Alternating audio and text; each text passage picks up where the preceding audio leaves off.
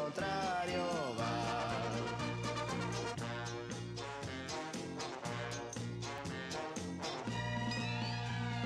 Cerco un po' d'Africa in giardino, tra l'oleandro e il baobab, come facevo da bambino, ma qui c'è gente, non si può più.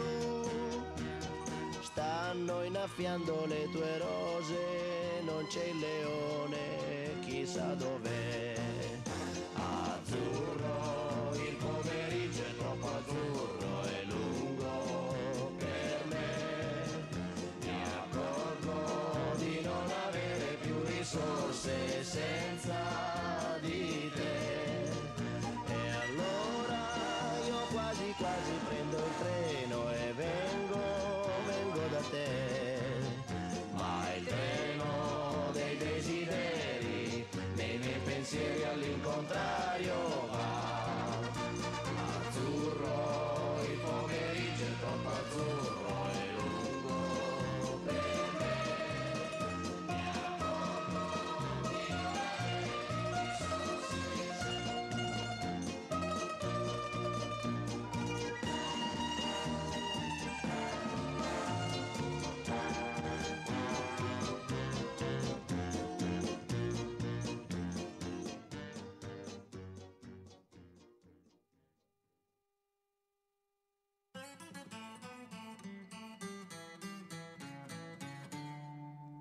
Questa è la storia di uno di noi, anche lui nato per caso in via Gluck, in una casa fuori città, gente tranquilla che lavorava, là dove c'era l'erba ora c'è una città, e quella casa in mezzo al verde ormai dove sarà?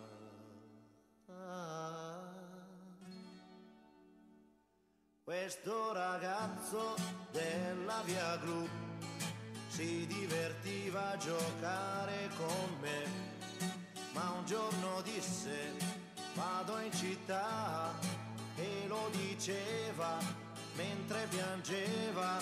Io gli domando amico non sei contento? Vai finalmente a stare in città, là troverai le cose che non hai avuto qui.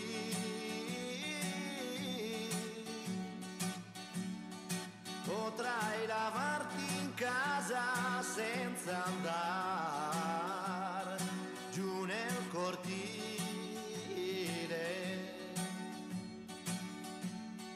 Mio caro amico disse qui sono nato e in questa strada ora lascio il mio cuore. Ma come fai a non capire? È una fortuna per voi che restate a piedi nudi a giocare nei prati, mentre là in centro io respiro il cemento. Ma verrà un giorno che ritornerò ancora qui,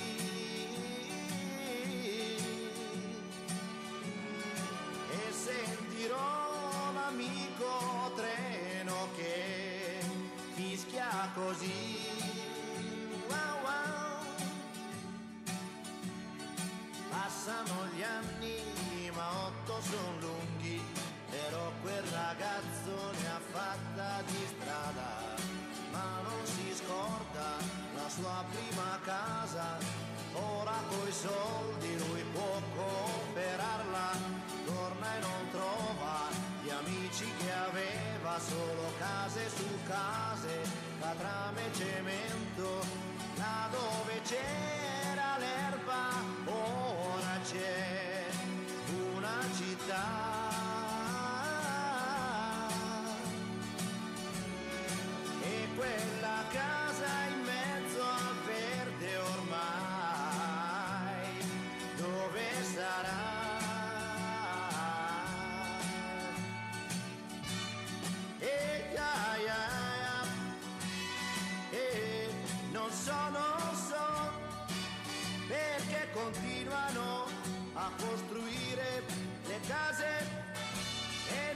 lasciano l'erba, non lasciano l'erba, non lasciano l'erba, non lasciano l'erba. E no, se andiamo avanti così, chissà come si farà.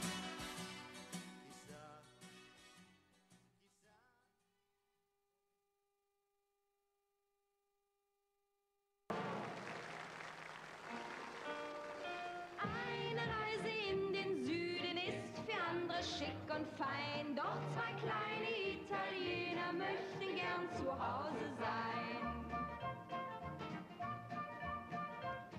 Zwei kleine Italiener, die träumen von Napoli, von Tina und Marina, die warten schon lang auf sie. Zwei kleine Italiener, die sind so allein. Eine Reise in den Süden ist für andere schick und fein, doch die beiden Italiener möchten gern zu Hause sein. Oh Tina, oh Marina, wenn wir uns einmal wiedersehen. Oh Tina, oh Marina, dann wird es wieder schön.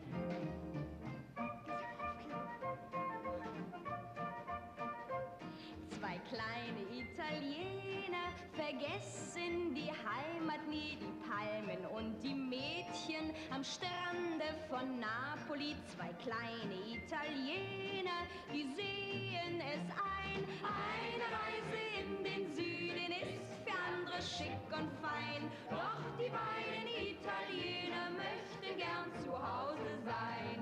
Oh Tina, oh Marina, wenn wir uns einmal wiedersehen. Oh Tina, oh Marina, dann wird es wieder schön.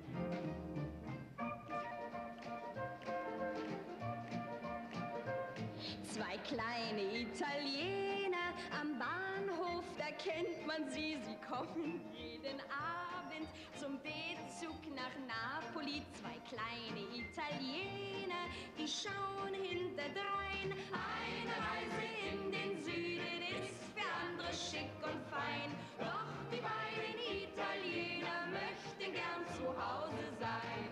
Oh Tina, oh Marina, wenn wir uns einmal wiedersehen.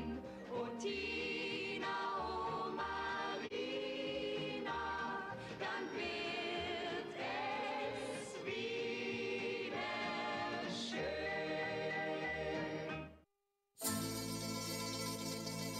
In Napoli, where love is king, when boy meets girl, here's what they say.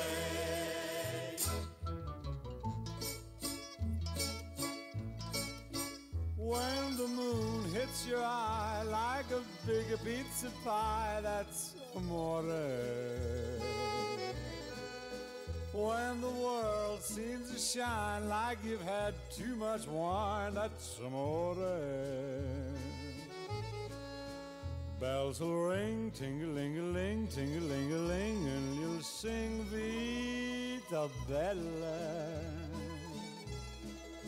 Hearts will play tippy-tippy-tay, tippy-tippy-tay, like a gay tarantella. When the stars make you drool, just like a pasta fazool, that's amore. When you dance down the street with a cloud at your feet, you're in love. When you walk in a dream, but you know you're not dreaming, signore. Scusa me, but you see, back in old Napoli, that's amore.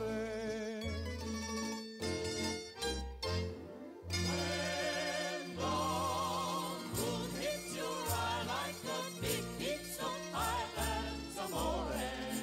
That's amore. When the world seems to shine like that's amore. Bells will ring, Ding-a-ling-a-ling, ding-a-ling-a-ling, and you sing Vita Bella. Vita Bella, hearts will play. Tippy-tippy-tay, Like a gay tarantella. lucky fella. When the stars make it blue, just like pasta fasul, that's amore. That's amore. When you dance down the street with the cloud at your feet, you're in love.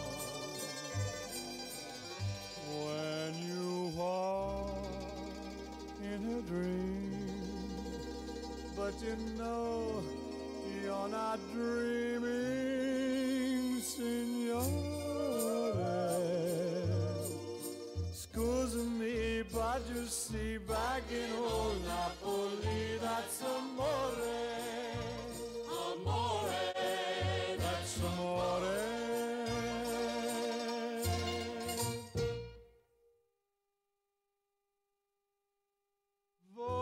Volare, oh, cantare, oh, let's fly way up to the clouds, away from the maddening crowds. We can sing in the glow of a star that I know of, where lovers enjoy peace of mind. Let us leave the confusion and all disillusion behind. Just like birds of a feather, a rainbow together we'll find. Volare, oh, e cantare, oh. No wonder my happy heart sings. Your love has given me wings. Penso che io sogno così non ritorni mai più. Mi dipinge con le mani e la faccia di blu. Poi d'improvviso tenido dal vento rapito, e incominciavo a volare nel cielo infinito.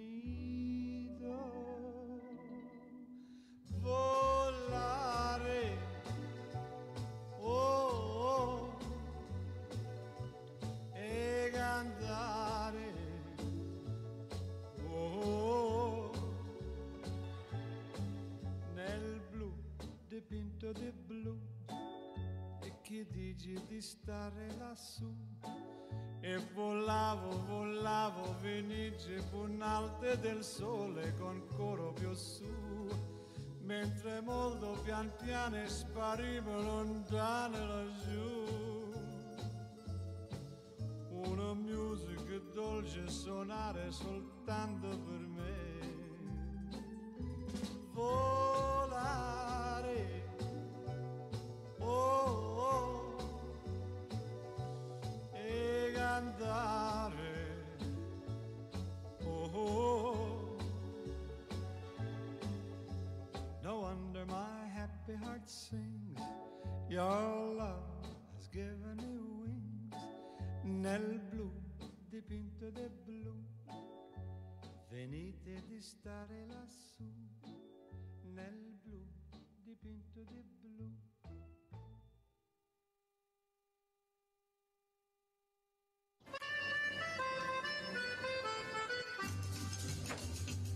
Mi sono innamorato di Marina, una ragazza mora ma carina, ma lei non vuol saperne del mio amore. Cosa farò per conquistare il suo cuore? Un giorno la incontrai sola sola, il cuore mi batteva mille all'ora. Quando gli dissi che la volevo amare, mi diede un bacio e l'amor sbocciò. Ma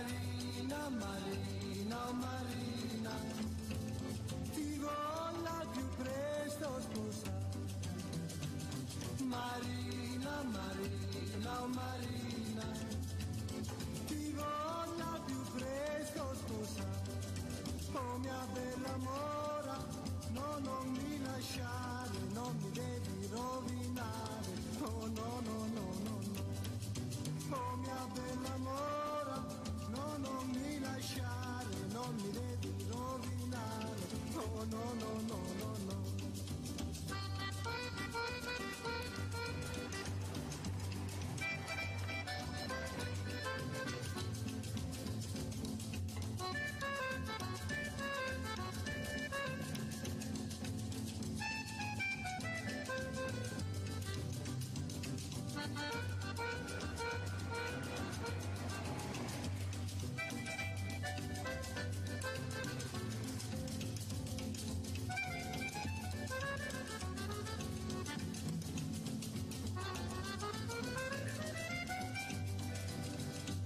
Marina, Marina, oh Marina, ti voglio più presto sposare. Marina, Marina, oh Marina, ti voglio più presto sposare. Oh mia bella mora, no, non mi lasciare, non mi devi rovinare. Oh no, no, no, no, no. Oh mia bella mora, no, non mi lasciare, non mi devi rovinare. Oh no, no, no, no, no. Oh no, no, no, no, no. Oh no, no, no, no, no. Oh no, no.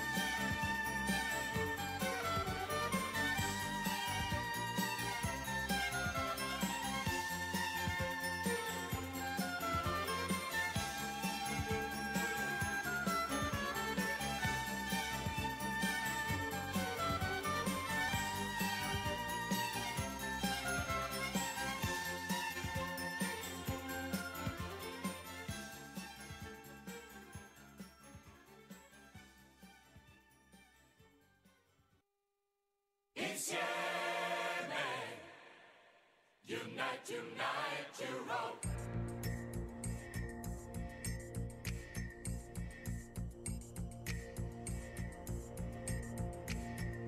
Con te,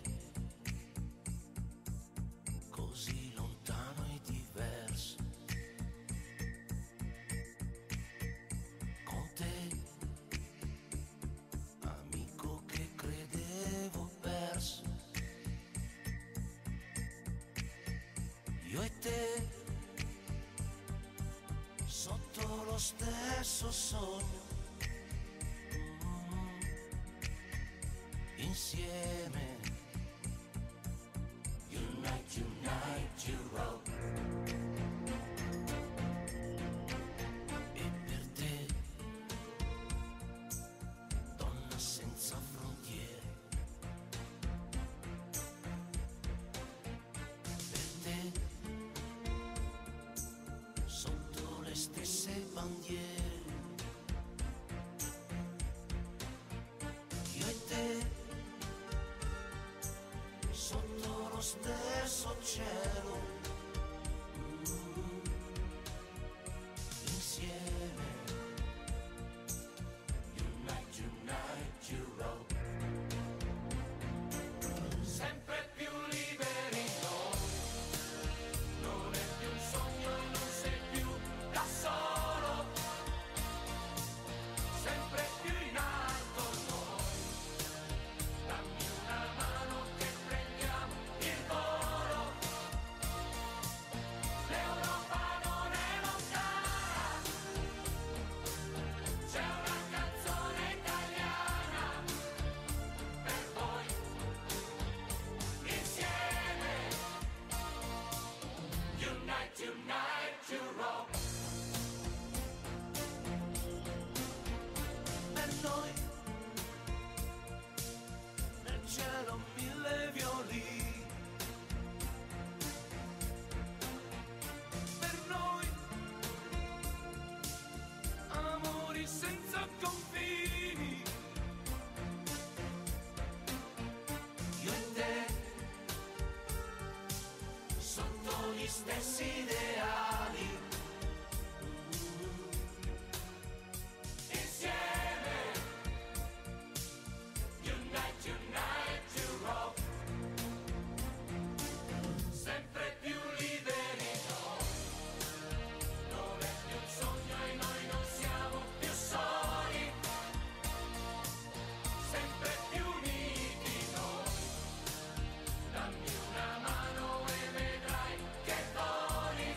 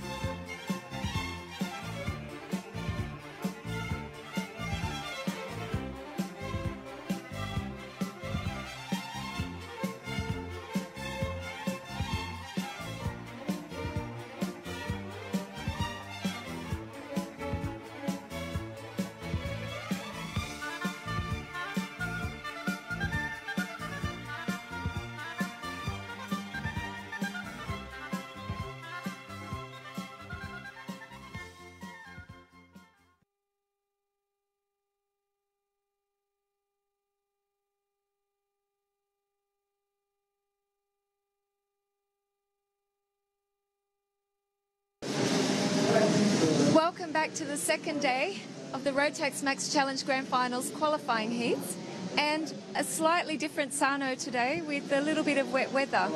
However, the racing yesterday was fantastic. If you joined us, you would have heard Ken commentating.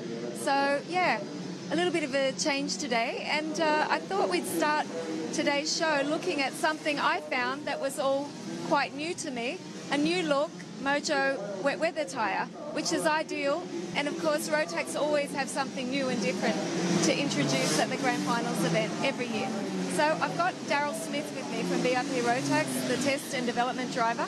Now Daryl, I know you've been working on this, but it looks quite nice. It's very different. We've been working on this tyre for the last couple of years now, so it's just trying to evolve, trying to keep ahead of the game, and produce something quite new for the competitors.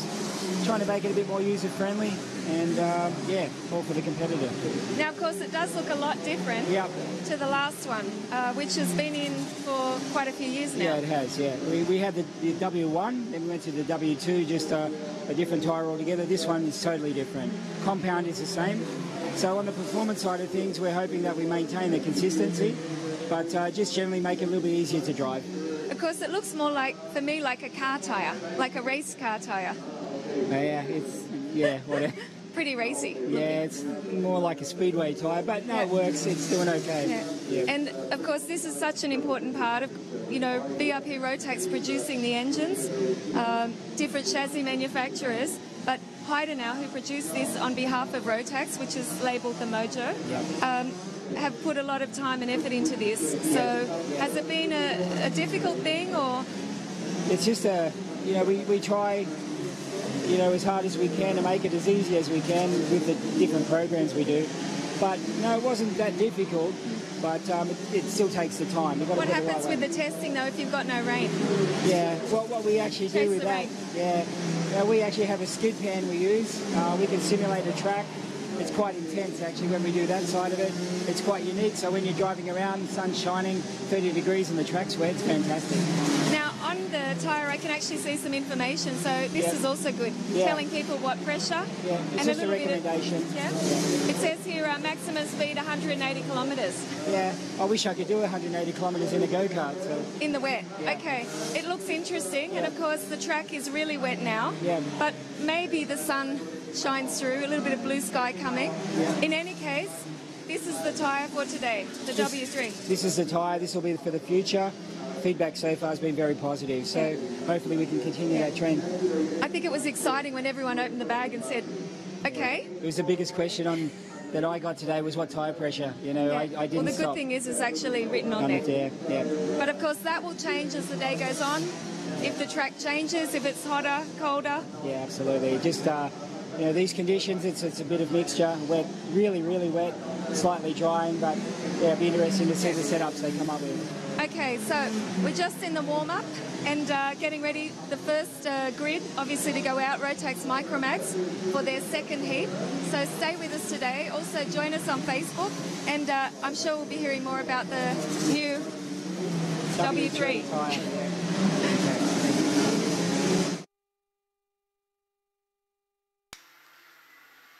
Well, good morning everyone from myself, Ken Walker. Thanks to Jenny Wade and Daryl Smith just having a little chat with us.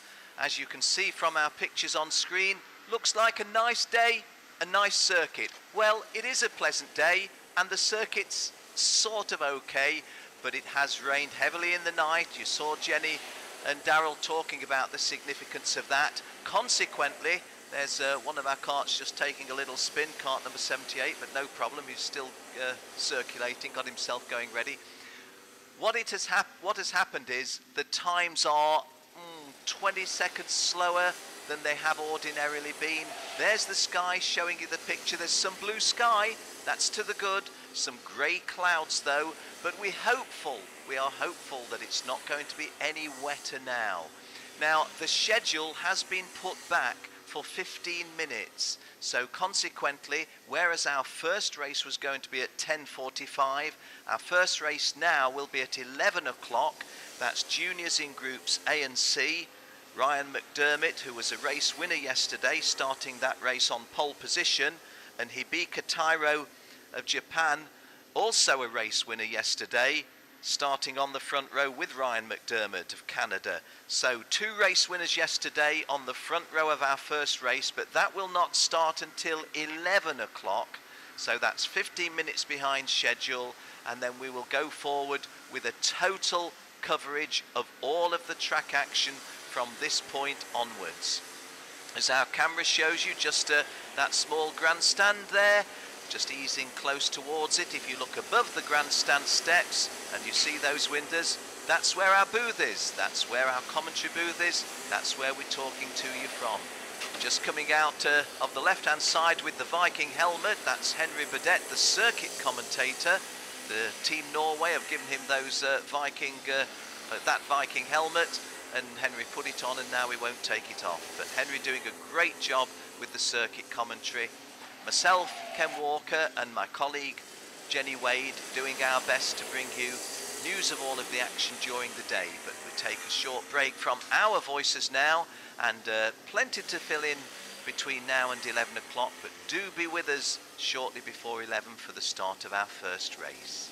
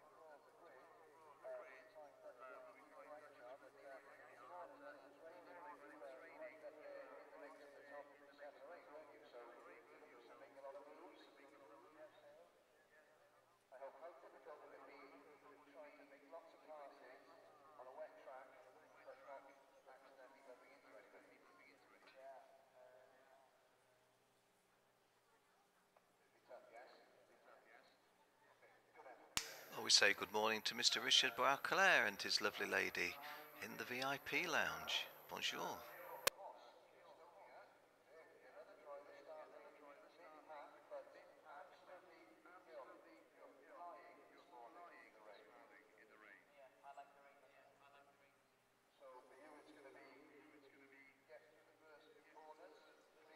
Well, thank you, Richard. Thank you. Just remember, some of us can watch what you're doing, but we're impressed. You look very smart and neat and tidy. Well done.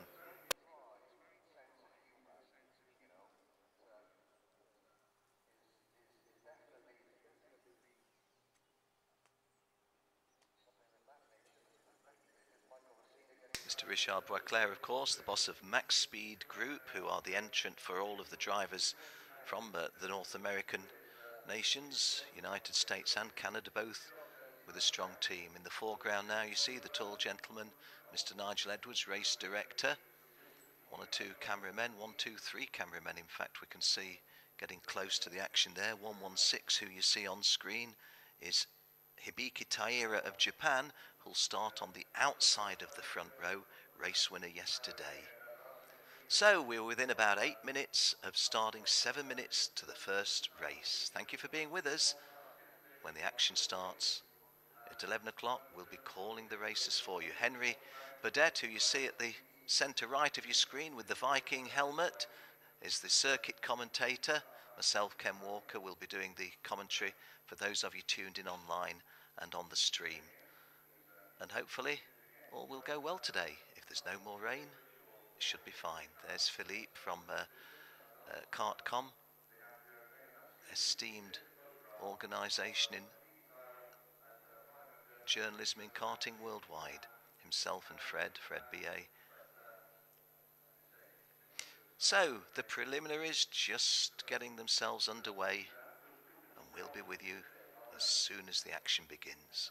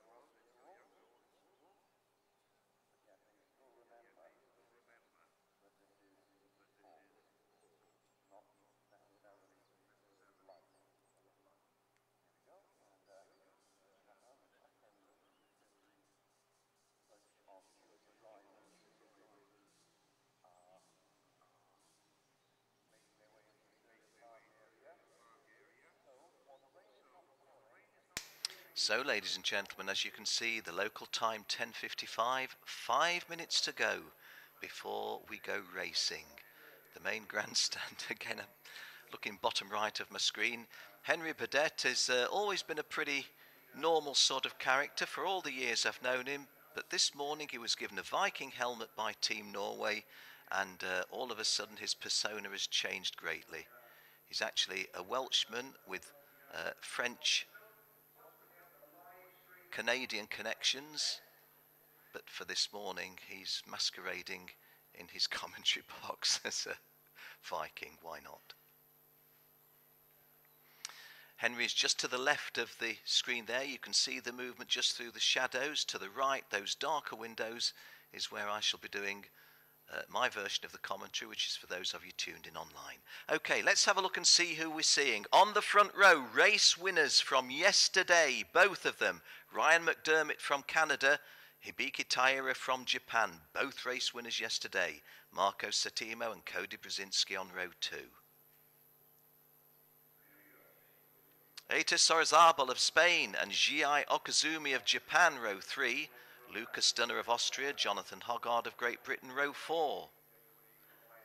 And completing the top 10 on row 5, Andres de Alba of Canada, Phil Dua of Germany. Outside of the top 10, Michael Rosina of Italy and Eric Kuhn of Estonia.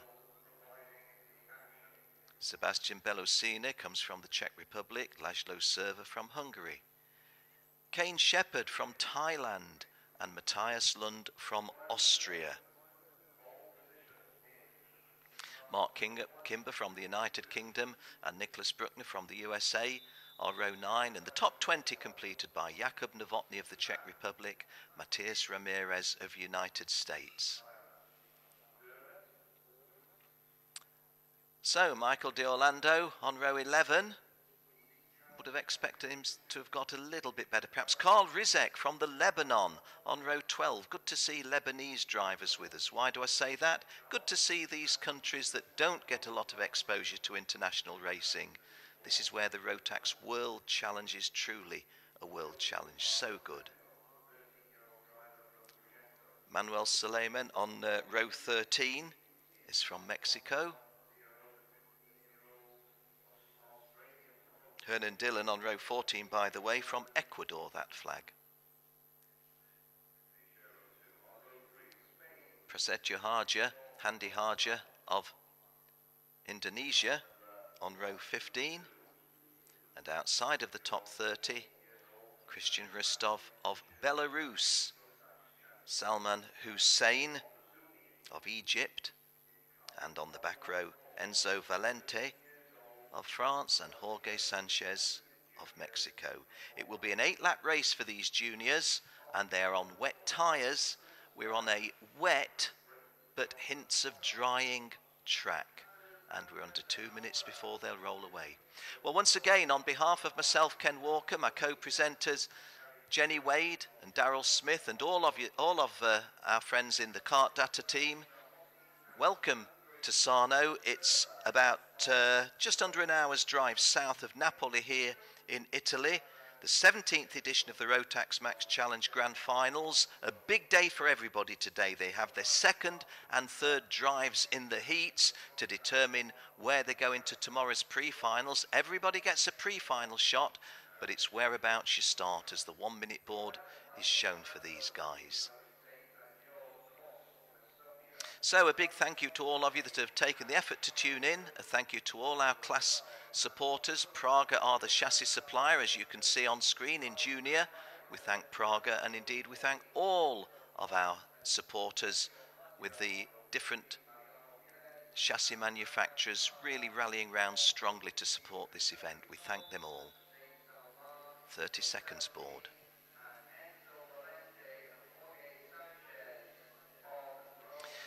Now all of these carts are going to look the same because they're all identical, and to make it a little bit harder for you and for me, a lot of the drivers with their wet suits over their main racing overalls.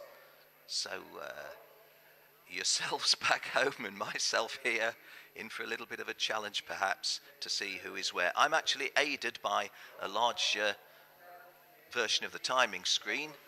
So as soon as the timing screen kicks into gear, I'm going to be able to tell you who's going where on the track from the perspective of the transponders readings, and between us we'll have a look at the visuals.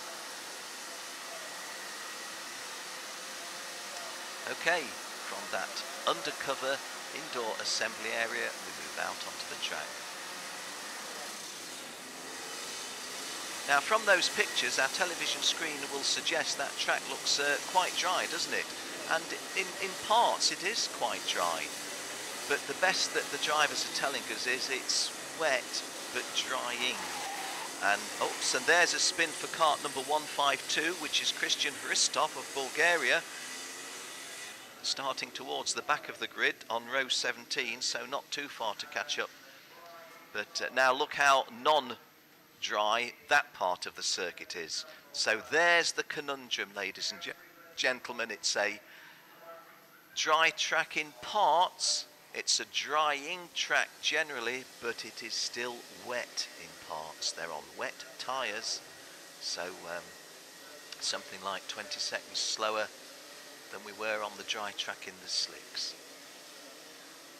We do appreciate you joining us. We do appreciate each and every one of you that's tuned in online. Thank you for your support of the Rotax World Challenge Grand Finals, the 17th edition. My considerable privilege to be with you once again as I have been for now 14 consecutive grand finals. Always get excited myself at the prospect of the Rotax Worlds. Well, 168 with those extravagant gestures was Phil Doer of Germany. He's starting on row 5 in P10. Here we go, McDermott on the left, Tyra on the right. Do we get a first timer? Yes, we do.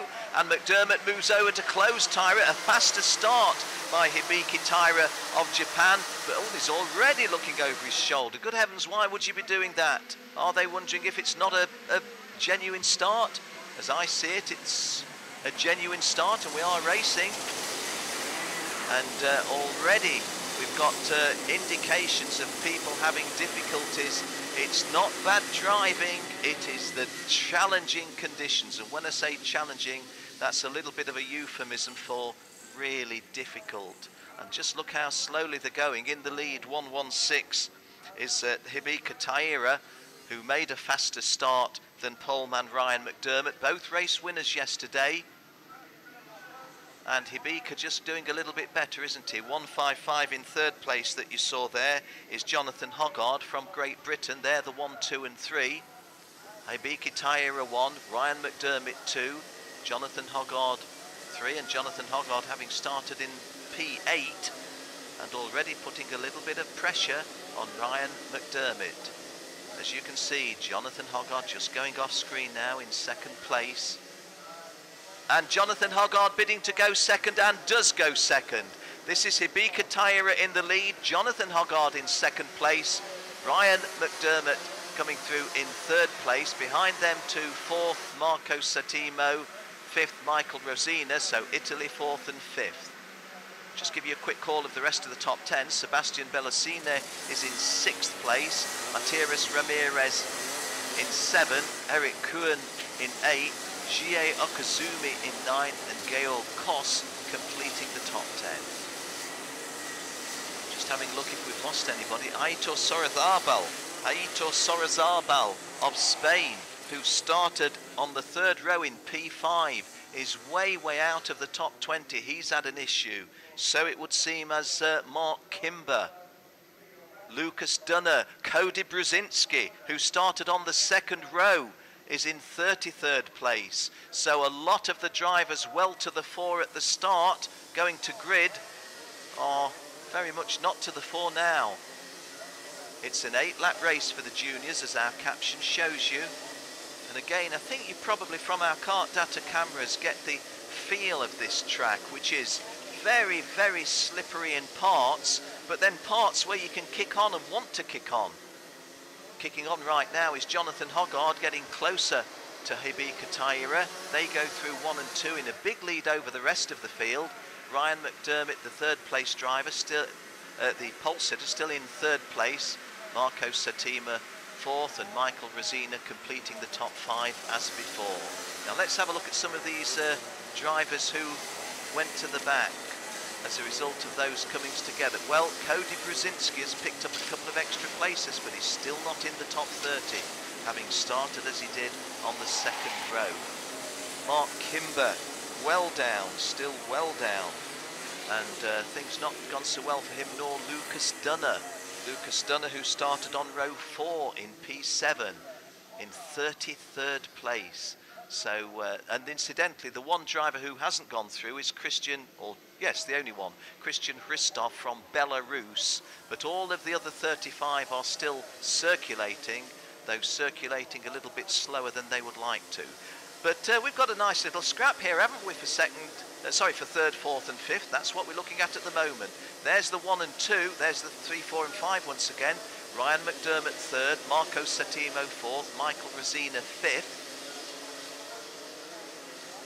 And Ryan McDermott, who started on pole position, felt the heat early on from our current race leader Taira, and is feeling the heat now from Marco Settima. And again, doesn't this look a dry track at this point? And is that a move in from fourth to third? Yes, it is. Marco Settima goes third.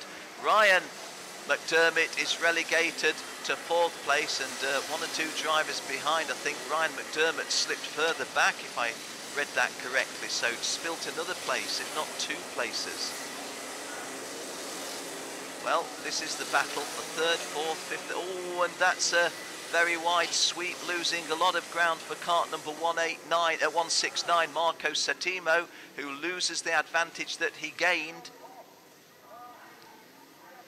150 is Georg Koss. He's the driver in 3rd place now, behind our front-running pairing of Hibika Taira and Jonathan Hoggard.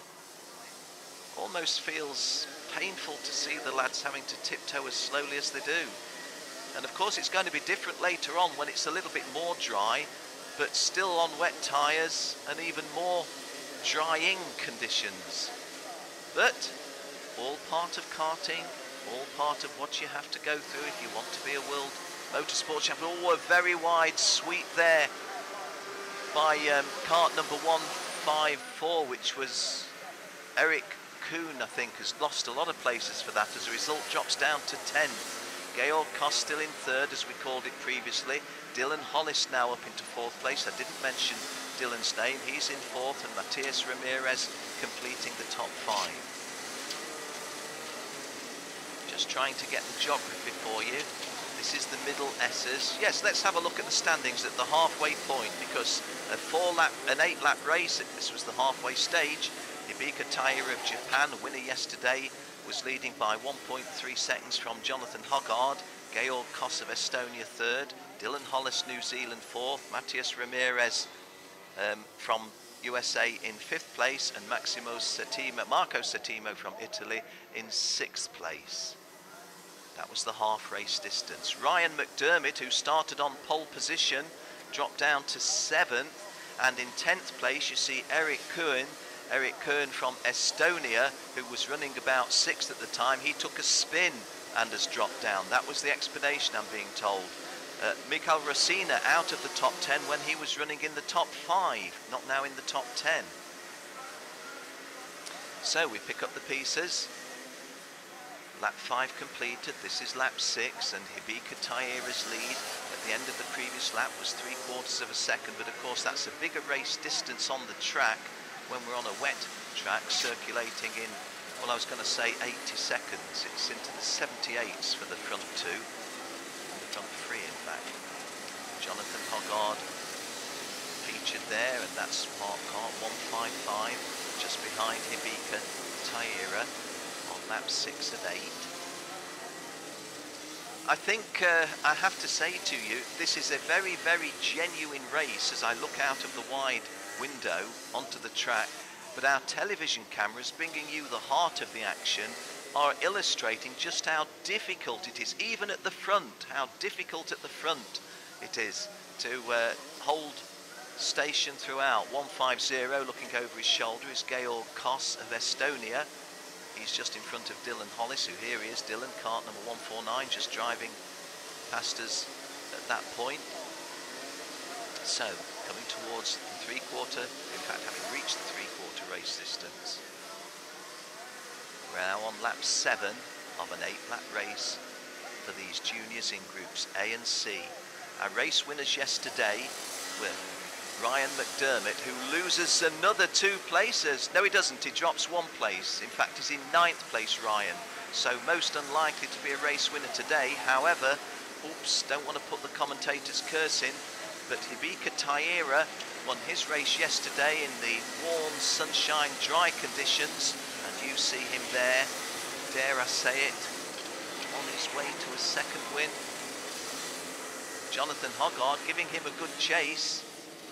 This is the paddock straight, a much shorter straight than the straight between turns 1 and 2. Now we turn into the infield complex through that little chicane in towards the middle S's. A 180-degree hairpin turn also features the left-right chicane. This technical section. So 1 lap remaining, 1 to go, 1 to go. And Hibiki Taira's lead is 0.85 of a second over Jonathan Hoggard. Jonathan Hoggard may well feel that with the distance between him and the race, oh well, no, that's not what Jonathan feels. I was going to say he may well feel 2nd place is pretty good for having started where he did, which is back in P8 on lap 4. Well, Jonathan Hoggard definitely going quicker than Hibika Taira. Is he going to try and bid for the lead? Yes, he is. Oh, and there's contact as a result of that. And that, guys, we've got to think about this, because now the officials and stewards may be involved a little bit, but Jonathan Hoggard has got himself in front of Hibiki Taira, looking over his shoulder. I won't make any comment on the circumstances leading to the touching. Oh my. Got to think about keeping this clean to retain place, as it'd be crazy to pick up some sort of a penalty that dropped you down from 1 or 2. And Hibika Taira, in a beautifully clean executed move, got the lead, but I think he's now about to lose it. No, he isn't. It's to the flag, and Hibika Taira of Japan wins it. Jonathan Hoggard, who gave him a tremendous race, in 2nd place, and Georg Koss a worthy 3rd place. Dylan Hollis was 4th, Matias Ramirez 5th, Marco Settimo 6th, Enzo Valente making it 2 Italians 6th and 7th. Leroy Yagasar in kart number 121 is from the Netherlands and came up to 8th. Lauri Lepper of Finland finished 9th, and Jie Okazumi of Japan made it 2 Japanese drivers in the top 10, 1 in 10th place, 1 the winner. Hope you enjoyed that. Difficult racing conditions, but a fascinating race to watch. For those of you tuned in online, thank you for having joined us. I'm sure if you watched all of that, you found it an interesting piece of viewing. Well, let's have a look at this replay where the lead changed hands. I did think that Jonathan Hoggard was just overdriving a little bit here. He's got himself double locked, but there is a clear gap there. But he's gone into a gap that there's no chance of going through and completing the turn without some contact, and there was some contact. However, there's no harm done in the sense that the way that it should have been was the way. Hello, we've got the warm-up results on screen in the graphics, so I think maybe we've pressed the wrong button somewhere down in the studio. So on the replay, that was the way Jonathan Hoggard went past Hibika Taira. Because Hibika Taira had got past to win the race, there may well not be any kind of a challenge, but we'll see what the officials make of that. But the move whereby Hibika Taira went back into the lead, ooh, and a little bit more of a bit of a bumpy wheel. But this second move for Hibika Taira to go into the lead was beautifully cleanly executed. That I was impressed with.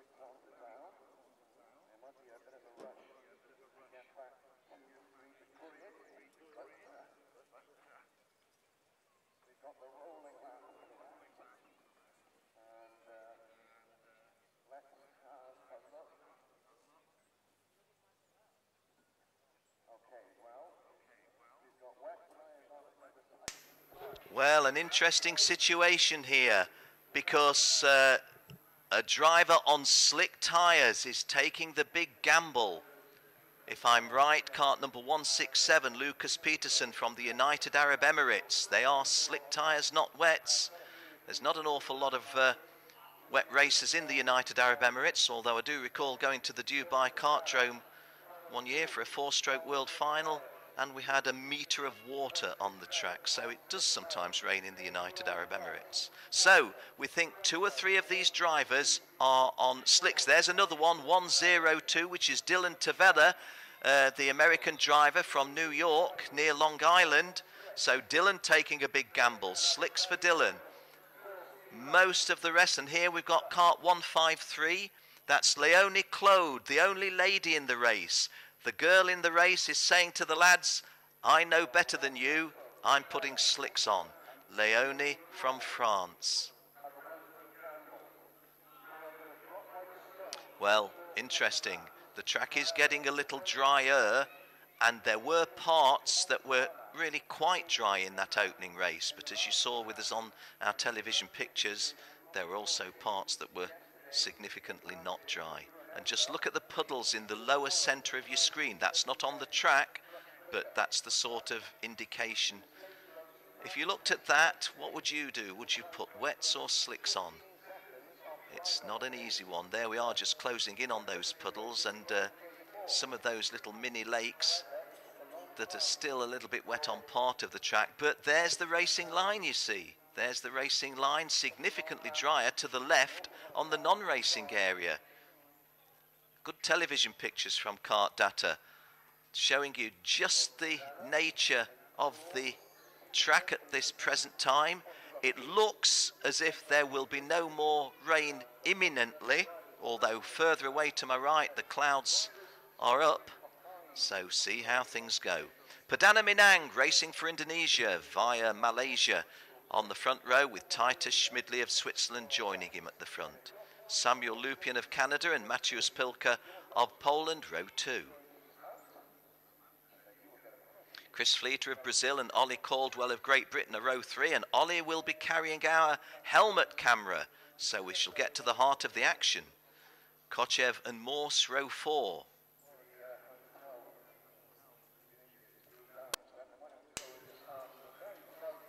Zsombor Kovacs of Hungary, I've been impressed with him. He wasn't so impressive in the preliminaries, but he went well yesterday. Rope Rapanen was impressive in the preliminaries. Pavel Taborski yesterday, one of the drivers picking up a driving standards flag. Axel Charpentier, a great season domestically in Britain and in Europe in the Rotax Euro Challenge promoted by RGMMC, but only qualified for a row 7 start here. Finished, I think, 3rd yesterday. Dylan Tavella, one of the drivers on slicks, starts on row 9. The rest of those 4 drivers on rows 9 and 10 are on wet tyres. Outside the top 20, Leonie Claude on row 12, the French lady. She is on slick tyres too. So is Lucas Peterson of the United Arab Emirates on row 11. So it's drivers on rows 9, 11 and 12 that are the ones that have pitched for slicks. Joe Turney picking up some penalties yesterday, so that had a negative effect on his performance yesterday.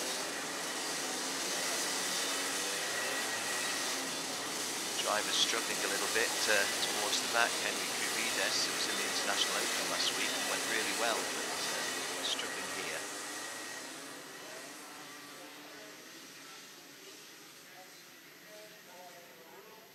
Marco Canillas was also a driver picking up penalties yesterday. He starts on the back row. And Aaron Whelan had tremendous misfortune, the Irish lad, but made a decent race in race 1, but he's got it all to do from P36 in what is only an 8-lap race. Aaron Whelan in kart number 136 from, I think, from Mallow in the Republic of Ireland. So 108 and 172, Perdana Minang on pole position, 172, Titus Schmidli in kart number 108, joining him on the outside of the front row. Now, for those on wets, just look at the circuit here. Some of the dark patches are shadow, but some of the dark patches are wet. Interesting, really interesting situation. Okay, do we get a clean start? Perdana Minang on pole position, and we are aborted. The start is aborted, we are not racing.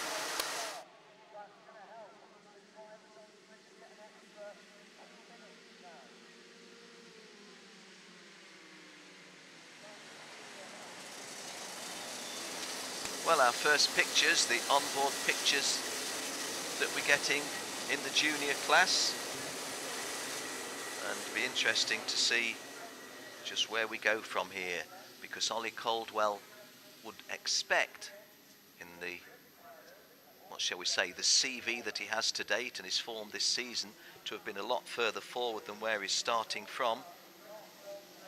He's starting in P6 on row 3. So we see plenty of movement in front of him at this stage. But I guess our prime focus at the moment is getting attempted start number 2 away to the satisfaction of the officials.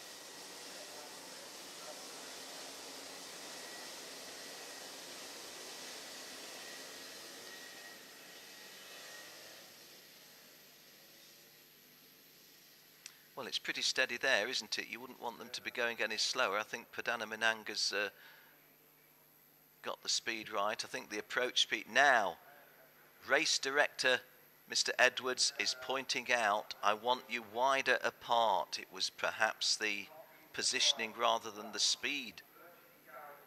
Let's have a look. They'll just now go through a right-hand turn onto the home straight, and can we get away? Perdana Minang is on the left.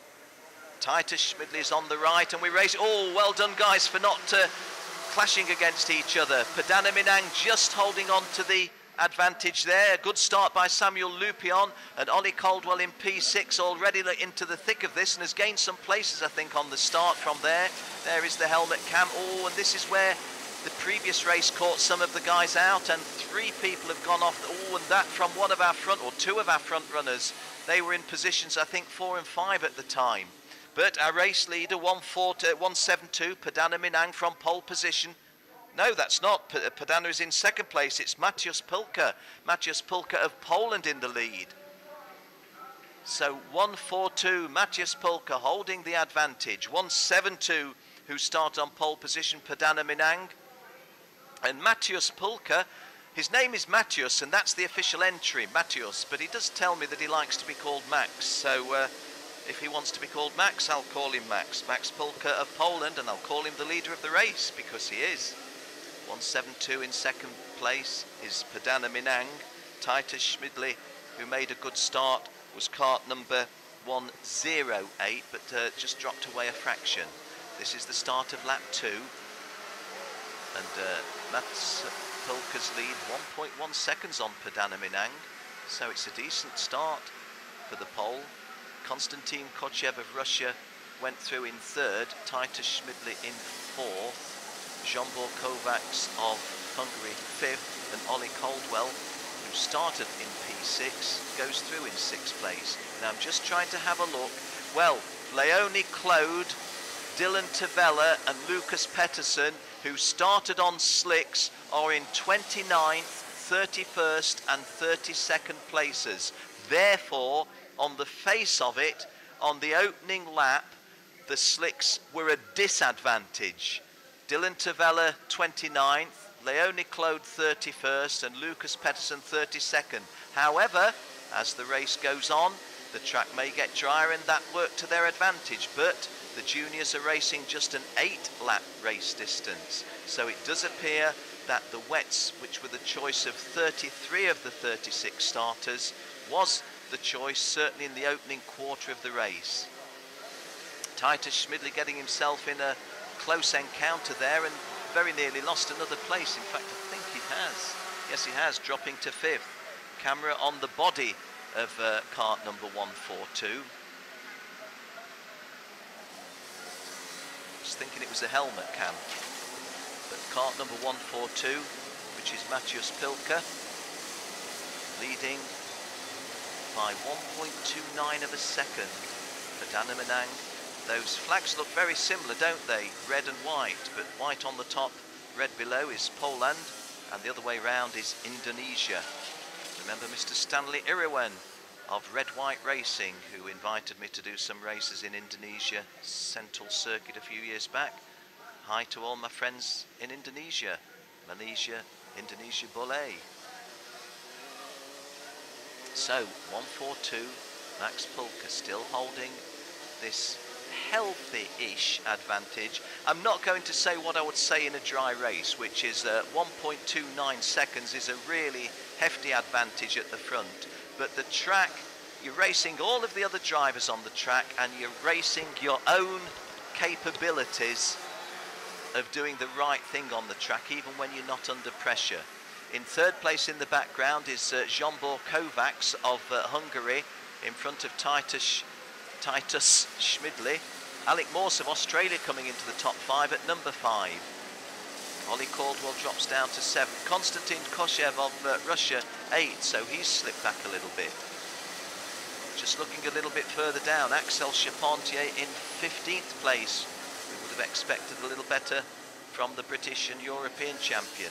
Dylan Tavella has climbed up. One of the 3 drivers on wets, not on wets, has moved up into 26th place. Okay, that's no big deal in one sense, but they were down in nudging with the 30s. Leonie Claude is running 29th on her slicks. Lucas Pettersson of UAE has lost places in 33rd. All 36 drivers are circulating as we come towards the half race distance. So far, so good in terms of nobody lost from the race. Starting lap 5 now, and that was the half race distance. 4 laps gone and 4 to go. Mats Pulker's lead, 1.28 of a second. Perdana Menang got a margin of 0.2 of a second over Zsombor Kovács, but Zsombor Kovács of Hungary making real threatening moves, isn't he? The Hungarian looking to go through in kart 171, and does. Hungarian driver Zsombor Kovács moving into second place on lap 5. Perdana Menang trying to fight back though. Is this Perdana's opportunity? It's his opportunity. Oh, and they've come together, but they're still circulating. Now the real advantage there with Zsombor Kovács having gone past Perdana Menang is that with the places retraded, Titus Schmidli has got himself a lot closer.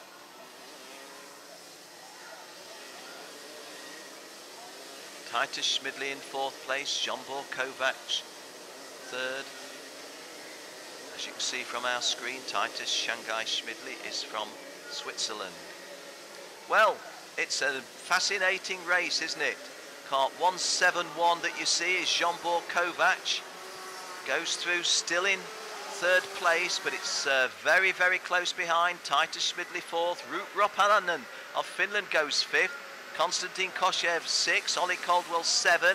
Alex Morse of Australia 8. Joe Turney makes it 2 Brits in the top 10. And Pavel Taborski of Slovakia comes into the top 10. Axel Charpentier climbs up to 12th. Christian Fleeter, the Brazilian driver, climbs up to 13th. Oh, warning flag for Zsombor Kovács. Well, we saw that move that Zsombor Kovács put on Perdana Menang before Perdana Menang got it back, and the officials' version of that was Zsombor Kovács was at fault sufficiently to pick up a driving standards flag. So, warning flag to Zsombor Kovács in 3rd position. So, any more moves that irritate the officials is going to be a big deal. In favor. Wow, the fastest lap is set by the guy in 25th place, and he's on slick tyres. So the slick tyres now making their presence felt. This is lap 6 of 8. Lucas Pettersson is in 25th place. There is the driving standards flag being shown to 3rd place driver. Well, it's not now 3rd, it's 6, Zsombor Kovács. So 2 to go, 2 to go. I'm trying to look partly out of the windows at the track, partly at my timing screen, but mainly on the pictures that you're also seeing. What you're seeing now is Max Pulker in a modestly comfortable lead on Perdana Minang. Perdana Minang grateful to have seen off the close attentions, if you will, of Jean-Paul Kovacs. And these top two are running well clear of Titus Schmidli in third place. Titus just coming into shot now at the top of your screen. Behind him in fourth place is Rut Rapanen of Finland, and behind him in fifth place, Konstantin Koshev of Russia. Matthias Pulka of Poland, Perdana Minang of Indonesia. Pulka, Minang.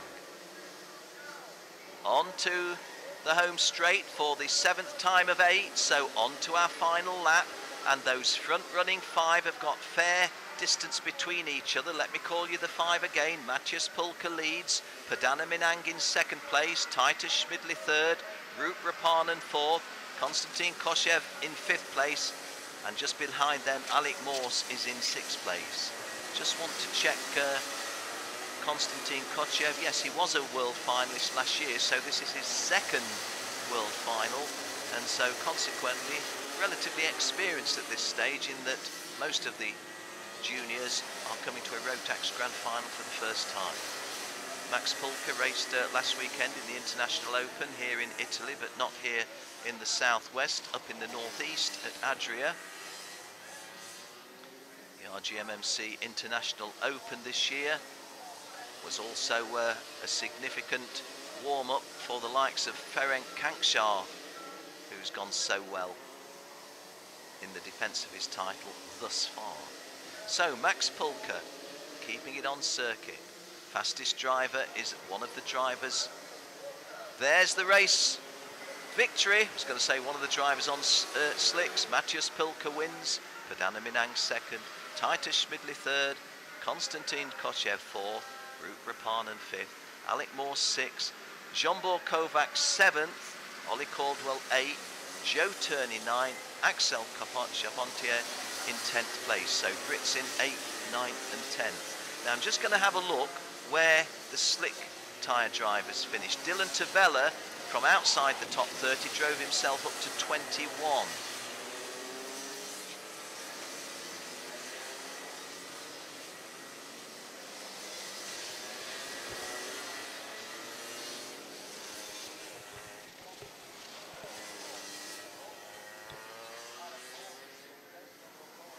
Lucas Pettersson in 35th place was a lap down, and I think didn't finish the race. And the lady went well, there's no question of that in the later stages, but drove up to 23rd from about 33rd. So, confirmation of our winner, Matthias Pulka.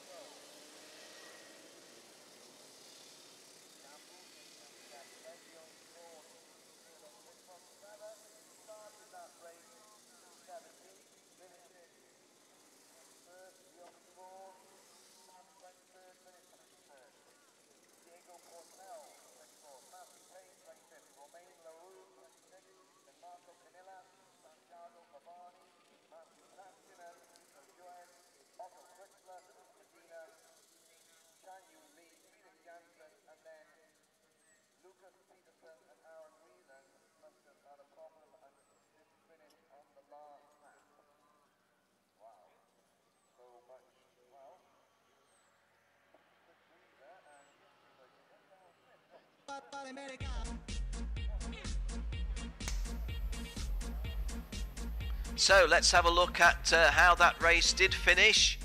Qualifying heat 4 for the juniors in groups B and D. Pulka Matthias of Poland winning it by 1.4 seconds over Perdana Minang of Indonesia.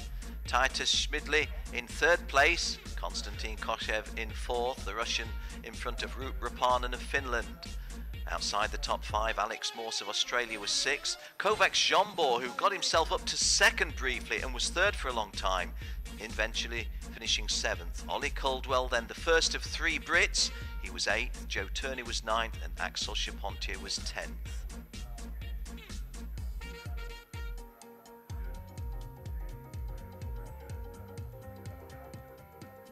Dylan Tavella in kart 21 was one of 3 drivers who chose slick tyres, went to the back early on, all 3 of them did, but came forward late on. In 23rd place, Léonie Claude, the lady from France, did exactly the same. She was running 33rd at one point, finished 23rd on slicks. The other driver who was on slick tyres was Lucas Pettersson, who also climbed well up, but unfortunately went out of the race with a lap to go. I think he was a non-finisher. No, he was not a non-finisher. He was a finisher. He'd had an incident, but he did finish.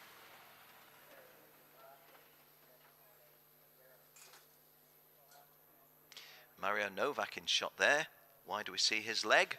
Because he's coming out to start the next race on pole position, and that's the seniors, scheduled out in a couple of minutes' time. Seniors coming up next.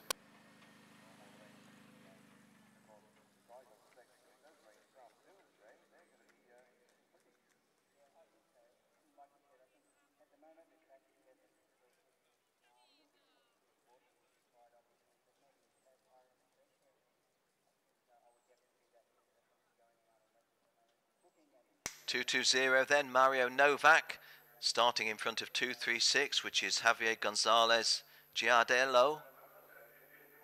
He's from Mexico, Mario Novak from Austria. Good pictures, aren't they? Hope you're enjoying what you're seeing on television. KART-DATA bringing you the pictures on behalf of Rotax. Well, Javier Gonzalez see fit to just cross himself before he goes racing.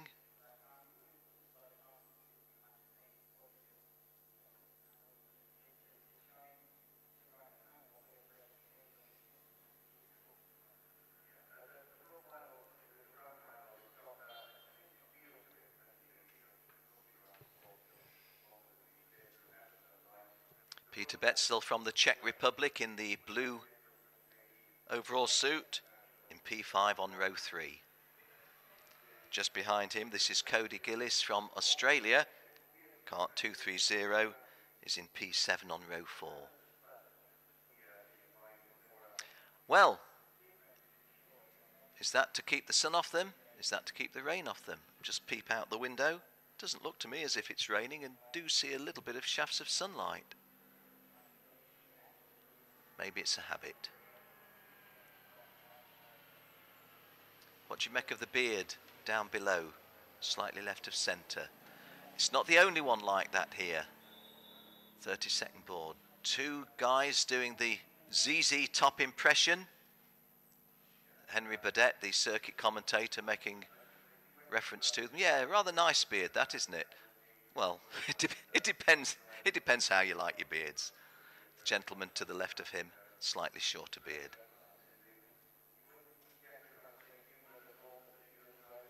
So, if you were racing here in seniors over 10 laps, would you be shod on wets or slicks? Kevin Ludy's father there just noticed.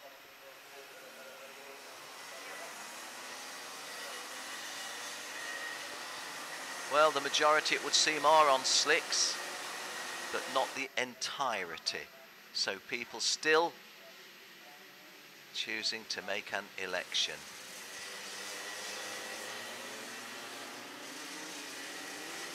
Mario Novak and Nicholas Charbot are the front row.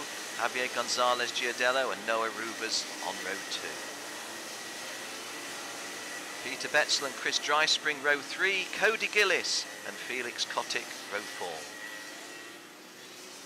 4. And completing the top 10, Viktor Velezinski of Poland and Filippo Laghi of Italy. Outside the top 10, Diego Ferro, Ramiro de Bonis.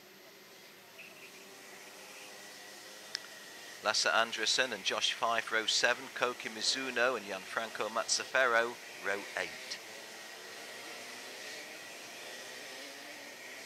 Kangdung Kim of Korea and Sergei Travnikov of Russia on row 9. Zach Clement de Mello and Dylan Drysdale complete the top 20 on row 10.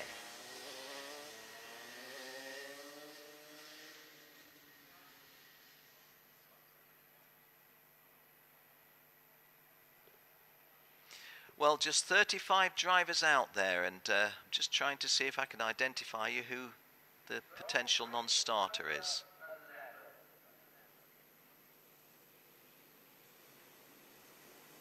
Gary Donnelly. And we're going.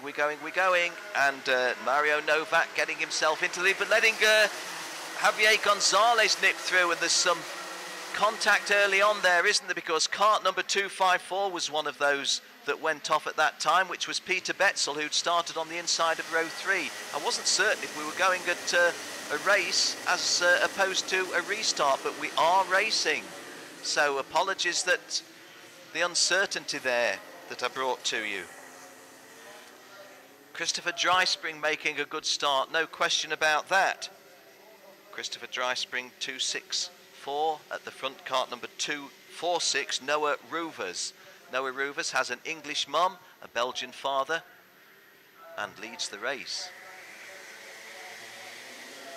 Nicholas Jarbo also getting close to, just struggling a bit to identify the numbers for you. 256 without, 236 without a shadow of doubt was Javier Gonzalez Giardello. Have to say all of those names because we have another Javier Gonzalez as we complete the opening lap. Noah Roovers and Javier Gonzalez 1 and 2. Mario Novak from pole position 3rd, Chris Dryspring 4th.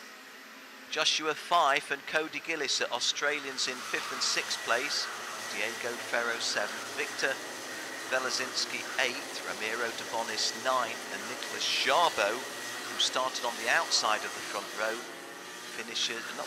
completes lap 1 in 10th place. Peter Betzel, who took that tag out of the top 20, running in 23rd place. So Peter Betzel, who started on the inside of row 3 in P5, down in P23 with a lot of repair to do. That's not physical repair, metaphorical repair, if you will. Just looking a little bit further, Ferrell Pratama things went wrong for, but he wasn't too far forward. And Jack McConnell, the Irishman, again carrying on the look of the Irish, which has been virtually zero. Look, that's the front runner that I was looking for, or potential front runner. Zach Clement de Mello, but he's way back outside of the top 30. We're on lap 3, and Noah Roovers of Belgium has got half a second on his field. They're lapping in times of about 65 seconds, so we're getting towards where we would be in ordinary conditions on slick tyres. Javier Gonzalez Giardello in 2nd place still.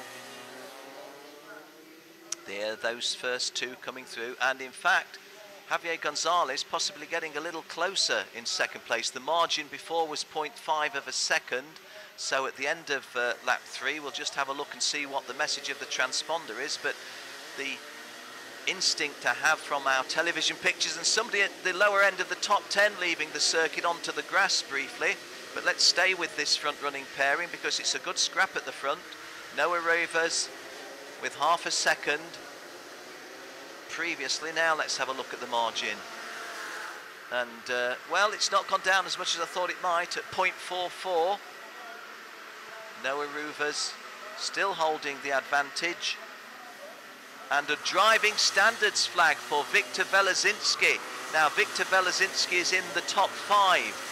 The reason that I make an extra emphasis, if you're in the top 5 you want a good result from here, and this is a 10-lap race. We're only on lap 4, and it's rather like a soccer player getting a yellow card after just 10 minutes of the race. A long time to go without getting any more infractions punished. So Noah Roovers in the predominantly red racing suit, the Belgian driver. Noah was very keen to point out that Roovers was very much a Belgian name. He's from the capital city of Brussels, and the vice champion in the BMC this year. Excuse me, that was the previous year. Best result this year, he tells me, was getting pole position in one of the group events in Rotax Euro Challenge in RGMMC's Genk race this year. So heading towards the half race distance, and we've got times now into the 64s, So we are in a situation where we can be telling you that the track is pretty much as you would want it on an ordinary dry day. When I say as you would want it, there's been a really significant number of drivers who circuit commentator Henry Bedette's spoken to about the wet, saying, how do you think, where are you placed on this? A lot of them said to him, we like the rain, I'm better in the rain. I want it to rain. I hope it rains for all of my races, including the final. So, it's not to everybody's delight. Well, right now, Noah Rouvers and another driving standards flag. The driving standards flag this time going to kart number 28. Was that 288? Which I don't think I've got a 288, so that doesn't make me any more able to. If it's 268, it's Giulio Peroni of the United Arab Emirates. The Emirates drivers have been struggling a little bit in, what shall we say, visits to the officials. Mustn't smile, it's not a laughing matter when you have to go and see the stewards. Adam Vince of Hungary falling way down to 33rd place after having had a little bit of an issue. Yuri Matejek of the Czech Republic is out.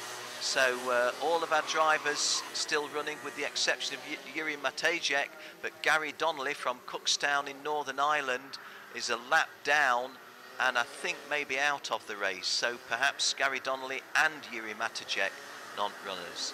Okay, at the half race distance you're seeing the graphics on screen, notwithstanding what I'm saying. The big surprise, Nicholas Jarbo, who started on the front row, only 9th at the half race distance.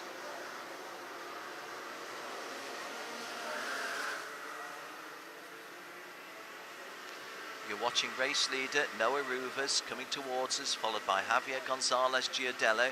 The margin between them was 0.42 of a second at the end of lap 6, and consequently it has to be said, though it's only minimal, that Javier Gonzalez Giardello is getting closer. The Mexican driver is getting closer to the European, from Central America to European. Gosh, driver going through there with a very exaggerated body leaning motion, rather reminiscent of Cristiano Magado, most successful ever driver in the Rotax World Challenge Grand Finals. Not racing with us this year, unfortunately, and was with us last year but couldn't race because of a neck injury, so it may be the end of his career at the top end. Nice shot there of Sergei Trevnikov, kart number 233. He was running in 4th place. Josh Fife in 5th. Kart 240 that you saw in shot there. I have to say that a bit difficult to find out where some of these are standing. It was Ramiro de Bonis driving from outside of the top 10 into the top 10, now at number 10. So good move by Argentinians. Ramiro de Bonis over Rasmus Friedel, and our cameras picked it up nicely for you. Victor Velezinski, who's got a driving standards flag when he was running 5th, is now down to 12th. So not only is he on a warning, but he's losing places and out of the top 10 presently. Peter Betzel, who started in P5, is up to 23rd. That doesn't sound a lot to shout about, but it was about 34th at one point after the spin, or the contact, shall we say. Javier Gonzalez Giardello in 2nd place and getting closer to Noah Rouvers. Not closer enough to make a challenge. Let's have a look at the margin now. It was 0.51, there 0.57, so when I say he's getting closer, that is now technically not true. Having got down a fair bit closer to Noah Rouvers, Noah in the last 2 laps has pulled a little bit further away. We're on lap 9. Now, those of you that have heard me over the years, you'll know I'm always very careful. I'm a believer in the commentator's curse. Not so much that I did believe in it, but drivers who tell me I was going well till you said I was going well, and then things went wrong. Yeah, all my fault. But on lap 9, if you've got a lead of half a second and 2.5 kart lengths, as you can see here, you would want to be in Noah Rouvers' kart and not anybody else's. But Javier Gonzalez still keeping the pressure on. certainly say this, although Javier Gonzalez is not in a position to make a challenge, if Noah Rovers was to make a false move on the last lap, certainly Javier Gonzalez Giardello is close enough to make him pay for that. Chris Dryspring having moved into third place. I was impressed with Christopher Dryspring in the preliminaries, and I would think that at the end of this senior competition that Chris Dryspring may well find himself at the very, very least in the top 10 of the standings, and he may well be hoping for a lot better still. Nicholas Jarbo in 9th place, not making any progress since we last saw on the last lap. Javier Gonzalez definitely getting a little bit closer to Noah Rovers from those pictures. Chris Dryspring in 3rd place, you see, and behind him Sergei Travnikov. But it's Noah Rovers' race to lose from here. A major mistake by him, an unforced driver error, or a mechanical catastrophe would lose him the race. Otherwise, with enough dry line on the racing circuit, he's done enough already. There is the checkered flag. Noah Rovers wins groups A and C in Senior Max. Javier Gonzalez Giardello in 2nd place, Chris Dryspring 3rd, Sergei Travnikov 4th, Cody Gillis completing the top 5. Koki Mizuno of Japan, he was unlucky last week in the International Open. He was going really, really well. Picked up a leg injury, pronounced himself sufficiently okay to race, and the doctor said, you're not going to race, and unfortunately Mizuno was out. But he was going well last week. He went in that one, finishing 6th. Split the Aussies because Cody Gillis was 5th, Josh Fife was 7th. Rasmus Friedel 8th, Nicholas Jarbo 9th, and Jake Craig from the United States, Orange County, California in particular, completing the top 10 at number 10. And outside the top 10, Mario Novak, who was so impressive yesterday, started on pole position today, only finished 11th.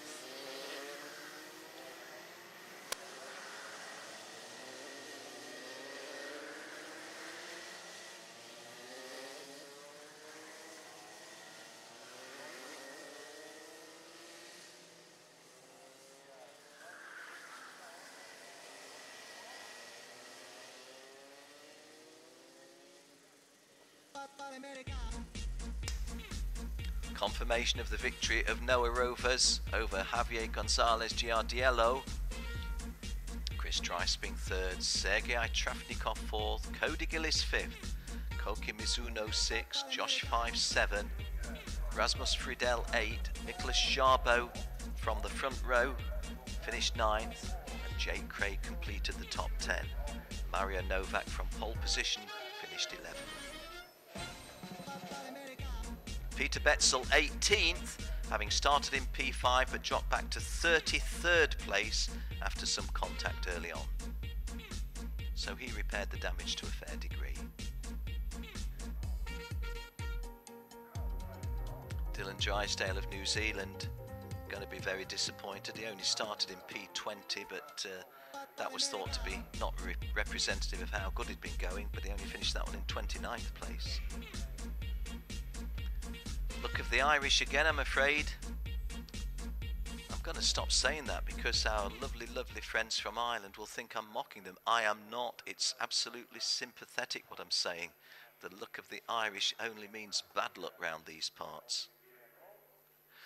Okay, take a short breather before the next race, which will see the Russian Denis Mavlanov in kart 206 on pole position. Lines up with 222. Well, he's not there, is he? That's Felix Varshay in kart 272, but we don't see Adrian Renaudin in kart 222, who should be there. Henry Burdett, the Viking, talking with Denis Mavlanov. I don't know if we're talking in Russian or Welsh.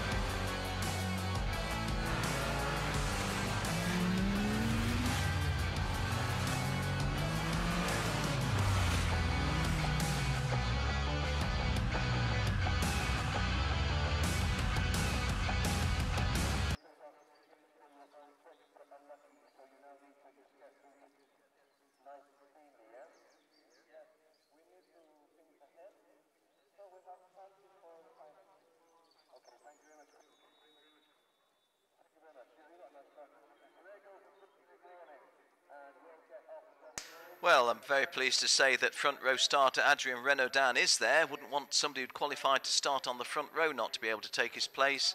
There he is, confirmation that he'll be joining Denis Mavlanov on the front row.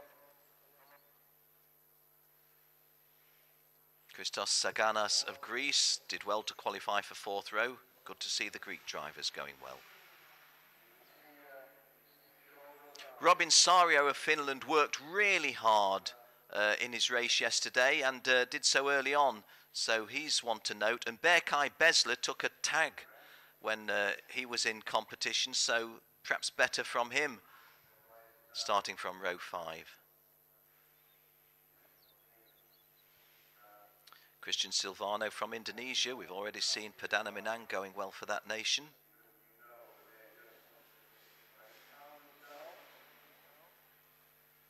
Pierre Runic from Bosnia-Herzegovina. Good to see a driver from Bosnia-Herzegovina going in Rotax Grand Finals.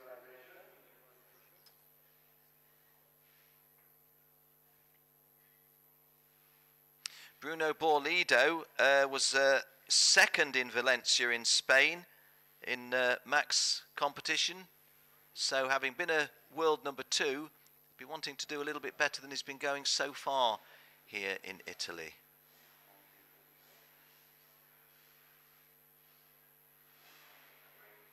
Paul Furkerman, I think, was a non-finisher in his first race, so a driver with some talent, wanting to find himself a little bit better result than previously.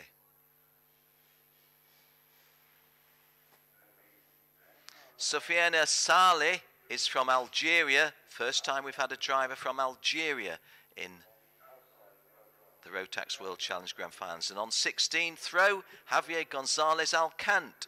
Really nice gentleman, a lovely gentleman I was speaking to a couple of days ago. If he could be as good as Javier Gonzalez, who we've just seen coming home in second place, Giardello, but he starts on row 16. And our graphics showing that only 35 drivers will go to grid. That's not because somebody's not here, it's just that there was not a 36 driver when we look at all of the numbers. Well, it goes without saying that they're all shod on slicks this time round. The fastest lap was in the 62s. Cody Gillis did Sergei Travnikov did 62.73. So I think we can say that the track is now up to speed. Here we go. Well, yes, there's a very nice shot. Well done, KART-DATA, well done. That's a good way of... There's Mr. Michel Boisclair. Michel Boisclair from Canada. And Mr. Ben Cooper to the right. 4 times a world champion, I do believe, at this level. If it's not 4, it's... no, he is. He's 4 times. At least 4. I don't think he made a 5th world title. So, Michel Boisclair, Ben Cooper, enjoying the views from the VIP lounge. Nicholas Scherl will be carrying our onboard camera as previously, as yesterday.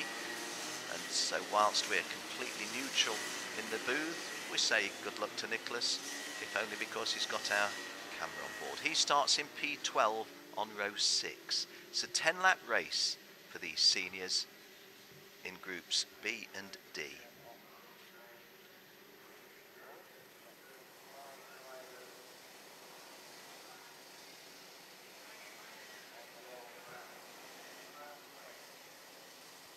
Denis Mavlanov will start this one on pole position. Adrien Renaudin of France on the front row. 35 drivers scheduled to go out on this one. So although we've only got 35, there's nobody who's been unable to take the place.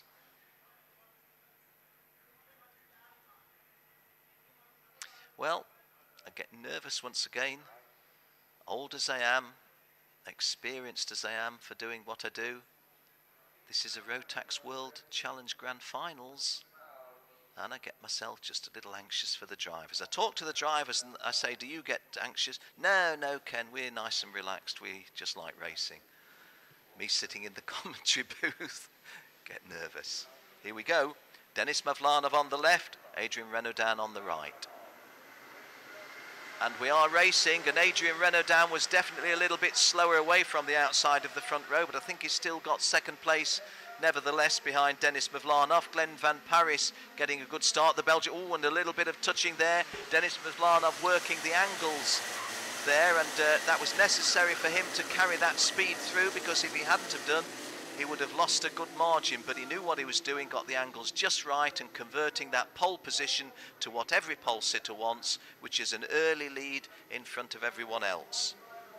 Adrien Renaudin, I can hear circuit commentator Henry Burdett saying one driver on the grass, but it's not something we've seen from our screen, and I have no chance of seeing from a very, very limited vision of the track from where I am. So we'll stay with these pictures, which is Denis Mavlanov leading Adrien Renaudin, Glenn van Parijs, the Belgian driver. I think I saw the other Belgian driver, Felix Wagier, there, but he's not in fourth place. Okay, coming down to complete the opening lap, our pole sitter Denis Mavlanov leads them through. Adrien Renaudin, and it was Felix Wagier that I saw going past Glenn van Parijs, so should have called it at the time, although I wasn't certain, so that's why I didn't. Felix Wagier of Belgium third, Glenn van Parijs of Belgium fourth. Joao Rosate of Brazil went through fifth, Marco Di Leo 6, Christos Sagana 7, Berkay Besler 8, Nicholas Schurl with our onboard camera 9th. So, oh, and just going past him is the driver Robin Sario, 232. 232 is Robin Sario from Finland, and in front of him is kart number 265, which is Rocco Tancredi. Rocco Tancredi of Italy. So sadly, Nicholas Schurl just spilling a couple of places there. Hey, I'm supposed to be neutral, aren't I? I am neutral. It's just that you feel part of, oh, and somebody there in the top, lower order of the top 10, leaving the tarmac for a bit of grass track racing. Coming round now to start lap 3. Felix Wagier getting himself up into second place at the expense of Adrien Renaudin. And Felix Wagier looking as if, and also things going further wrong for Adrien Renaudin, who is now passed by Glenn van Parijs. And Adrien Renaudin, who started well on the outside of the front row, is now relegated to fourth place. So Denis Mavlanov is now, the Russian is now being chased by a couple of Belgians, Felix Wagier and Glenn van Parijs.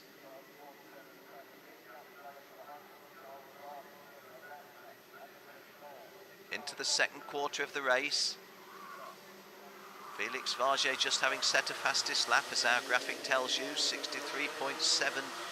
If you want to be pedantic, it was 63.729, so really quite swift at this juncture. Now, you tell me, is Denis Mavlanov in control, or is Denis Mavlanov sitting there about to lose the lead? Well, he sets off on lap 4, still in front. But the Belgian, Felix Wagier. Haven't seen Felix Wagier race very much. I've not been to as many races this year. But I did see him last week in the International Open, where he got his ticket to come here. I thought he was impressive up there in Adria, here in Italy. And he's impressive in this one in second place. Behind him, Glenn van Parijs looking a little bit menacing. Adrien Renaudin in fourth place, and the fifth place driver is Christos Saganos of Greece. 1, 2, 3, 4, 5, 6. The sixth place driver there is Marco Di Leo. It's a front running 6. Marco Di Leo of Canada in sixth place at the back of this front group. Coming round then from the infield technical portion towards the end of the lap, which will be the half race distance. The paddock straight in the background there, where the big huge awning is, onto the home straight to the half race distance. 5 gone, 5 to go. And Denis Mavlanov still holding off the challenge of both of the Belgians. Felix Wagier bidding to get on the inside, and he executes it, and Denis Mavlanov's in no man's land. How many places is he going to lose?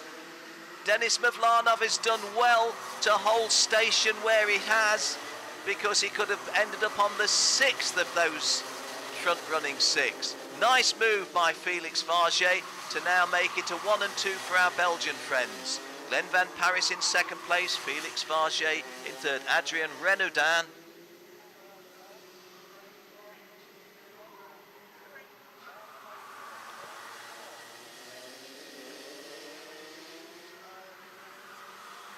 So Belgians 1 and 2, Felix Varget, Glenn Van Paris not looking as if he's in a position to make an immediate challenge, which I thought he was at one point. Oh, who's been the naughty boy?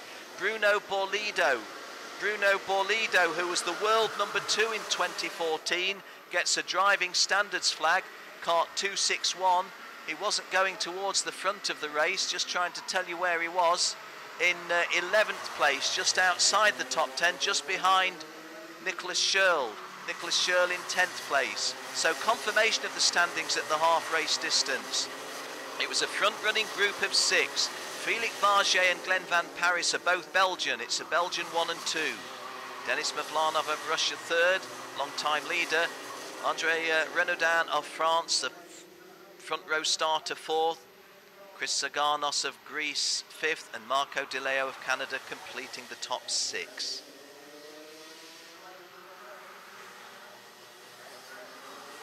Robin Sario of Finland just in front of Nicholas Schürl, who's carrying our camera, who's 10th, and Bruno Borlido in 11th place, just in front of Berkay Besler.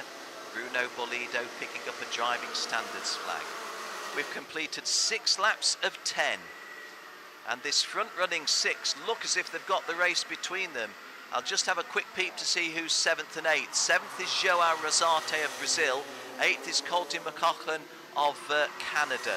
But this front-running 6 have got a really big margin away from the rest. So obviously our TV producer, Andreas, getting the best of the action for you. And it just happens to be the front of the race. Well, Felix Varget.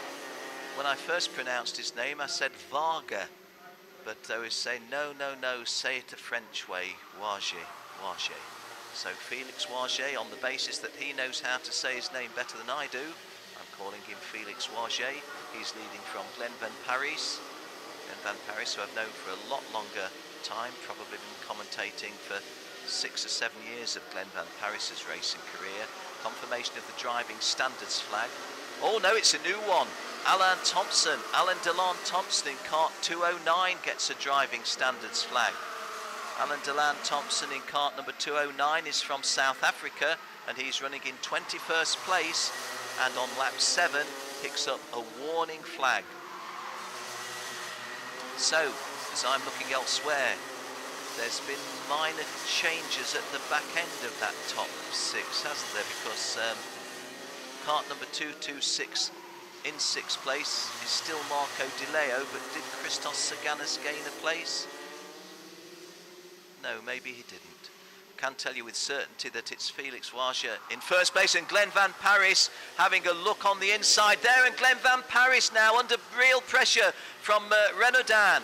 And Glenn Van Paris, who had a peep to see if there was a route through, there wasn't, lost speed on that, and as a result Felix Varget has pulled further away. Adrien Van Renaudin is being trampled all over by Christos Saganas as we set off on lap 9. Renaudin holding on to 4th place, having started on the front row. Marco Di Leo still the 6th of those front-running 6, but Felix Varget, all of a sudden, his advantage is 0.99 of a second. How things can change in the twinkling of an eye, the blink of an eye in kart racing. So it's still the Belgians 1 and 2 in the same order, but now instead of Glenn Van Paris looking threatening of Felix Varget, is now virtually a full racing second behind him, and coming under a lot of pressure from Denis Mavlanov. Denis Mavlanov looking over his shoulder. Marco Di Leo trying to see if there's a way past Christos Saganos, but there isn't at the moment. These front-running 6, Varget, Van Paris, Mavlanov, Renaudin, Saganas and Di Leo. Not a lot of change of position between them. but plenty of action between them as we set off on the last lap. So, Felix Varget should be driving this one home for a victory. Glenn Van Parijs looks over his right shoulder, so does Denis Mavlanov in third place, and Denis Mavlanov, that was the point at which Glenn Van Parijs made the little mistake trying to go past Felix Varget. They stay in that order. Fourth place driver Christos Saganos, Adrian Renaudin in fifth place, and sixth place Marco Di Leo. Of this front running six, Adrian Renaudin is going to be really disappointed, having started on the front row. Denis Mavlanov from pole position may well feel that, well, he'll feel he should have done better from pole position, but at least at third it's an acceptable result, although he's not got third in the bag, has he, just yet? Behind him, Christos Saganos is looking pretty lively, pretty frisky, but let's do justice to the front runner Felix Varget, who not only mixed it with these guys, brought them home in a comfortable lead, close for third place, but Felix Varget wins it. Glenn Van Parijs second, Denis Mavlanov third, Christos Saganos fourth, Adrian Renaudin fifth, and Marco Di Leo sixth. Good race from those front running six. Robin Sario was the best of the rest, seventh.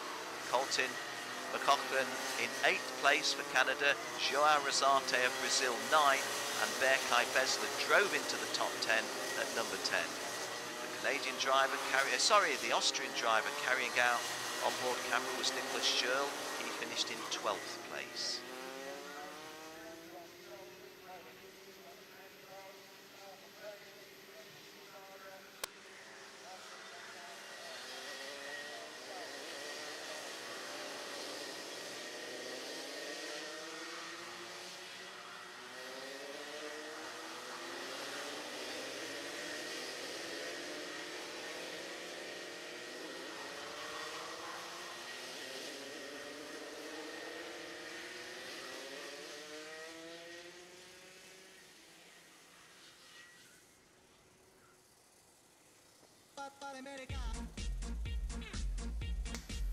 So, a visual check on the result. It was a Belgian 1 and 2. Felix Varget won it from Glenn Van Parijs. Denis Mavlanov of Russia third. Chris Saganos of Greece fourth. Adrien Renaudin of France fifth. Marco Di Leo, Canada sixth. Robin Sario of Finland seventh. Colton McLaughlin of Canada 8th, João Rosate of Brazil 9th, Berkay Besler completing the top 10. Just outside the top 10, Pascal Poog from Al Ain Raceway, the United Arab Emirates, specifically the Emirate of Abu Dhabi.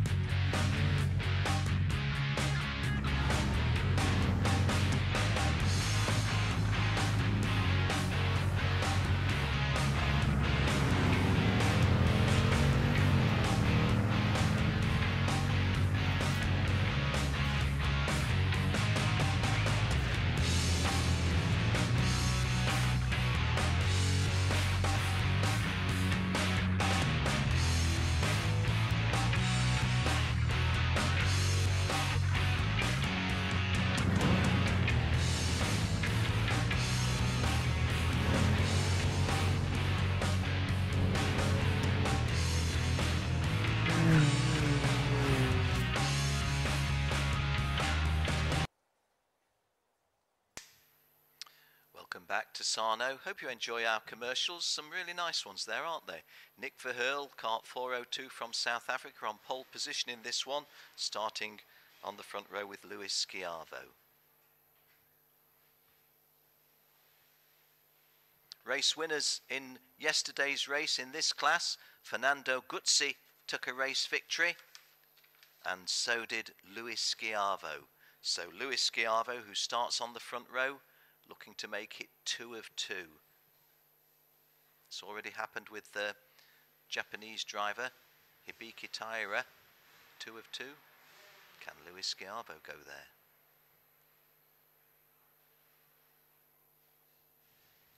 Kawase of Japan has told me, don't call me Tomokazu, don't say Kawase-san, just call me Kawase.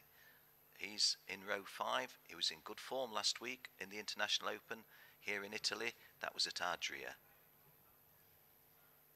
Jari Koivisto, not watched him race before. He's going well for Finland. Our camera, onboard camera, will be on the helmet of Tiffany Chittenden. Tiffany on row 7, starting on row 7 in kart number 432 with Derek Wang from California. Gabriel Zugella on row 8, world number 3, as we go into this in an all-Argentinian 8th row. Chris Thomas on row 9. He's a small oval driver in hot rods and stock rods back home in the UK. William Cleveland on row 10, 59 years of age, has spent 45 years in karting.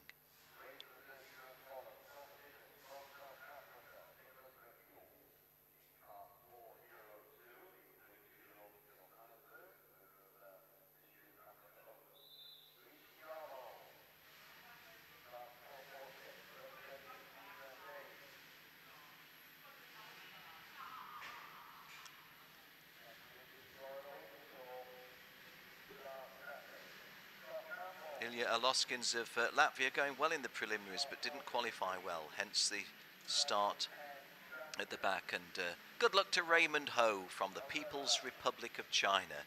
He's starting last, but we wish him well from last place. Looking now at Thomas Schumacher. Thomas will be starting in P26 on row 13.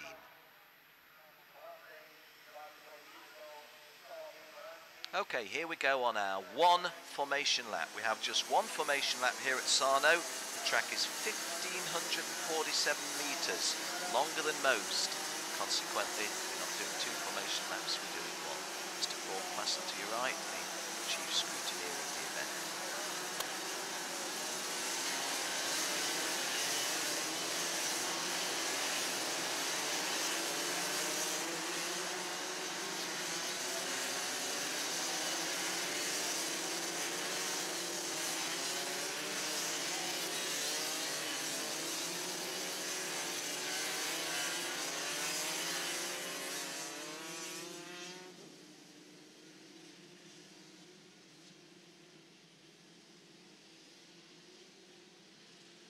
Well, with Nicholas Verheul on pole position in this one from South Africa. I want to say hi to all my friends in South Africa who might be tuned in right now, particularly the gentleman I mentioned a few moments ago, Cristiano Magado, and his father Rui. Sorry that you're not here, guys. It doesn't seem quite right for a Rotax World Challenge Grand Finals to be taking place without the Magado clan, but I wish you well. 402 there in the green race suit is Nick Verheul. He's from South Africa, he's in pole position. Going to be a daddy again early in the new year, I think. The lovely Jennifer is here, herself a very good kart racer and a good successful car racer. Remember her doing well in car racing at Brands Hatch a few years ago. Now she's a mum and a housewife and a working secretary, I think.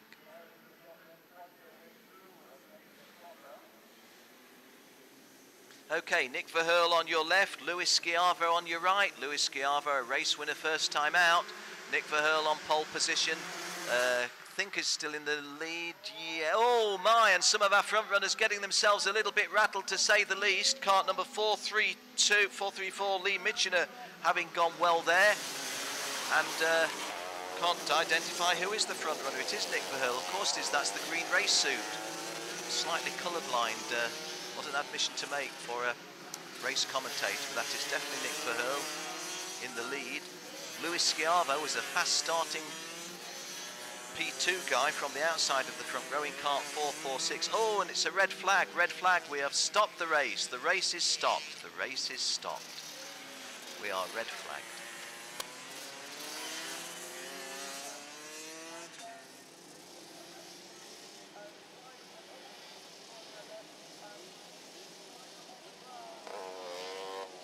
Well, our cameras have not picked this up, but we do have some drivers on the ground, and they're needing medical attention and needing attention in a place of safety. So that's the reason for the call of the red flag.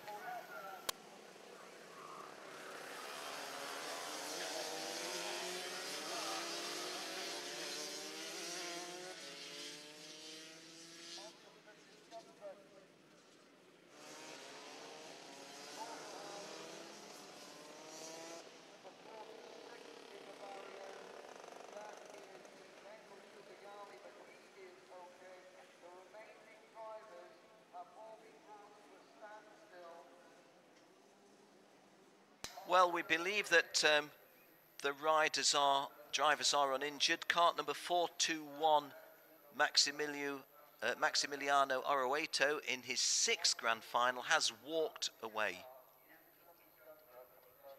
But he's having medical attention.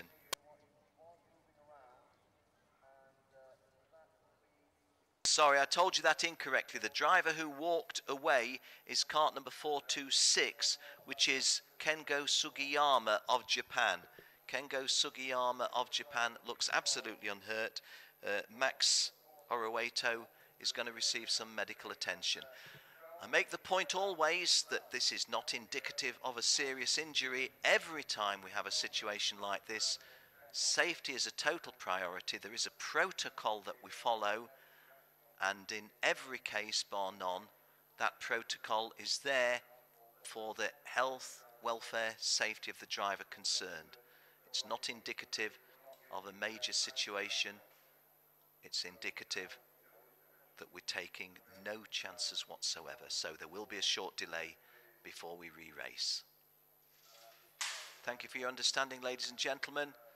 But safety the absolute priority. Motorsport is dangerous at all times, and we don't make it more dangerous by leaving somebody needing attention in a place where it's vulnerable. As you see actually from the top right of the screen, it's just off turn 1. We can't have somebody receive medical attention just off turn 1. Mayhem could ensue if anything dramatic happened while they were receiving that attention.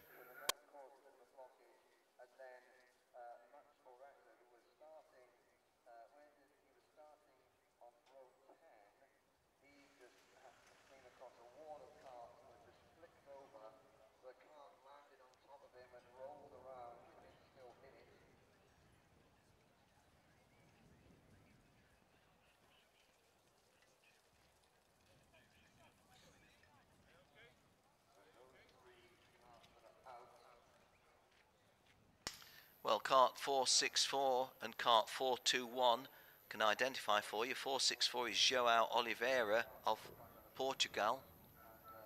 You can see his name on the side of the kart. And 421 is Maximiliano Oroeto, 6 times a grand finalist. Max is from Chile, and 464 is João Oliveira from Portugal. There you see João standing to the left of your screen, perfectly uninjured. Arnaldo Frias to the right of the screen of Corridas and Company, the promoters of the event on behalf of Rotax.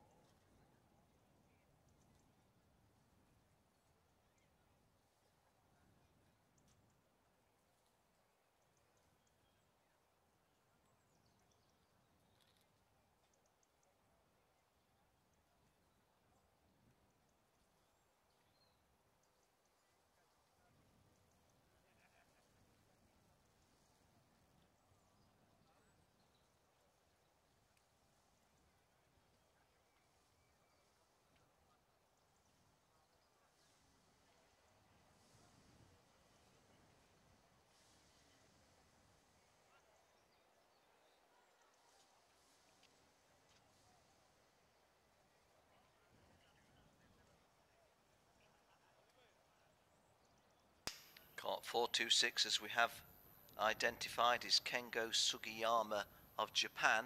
Well, that's his kart.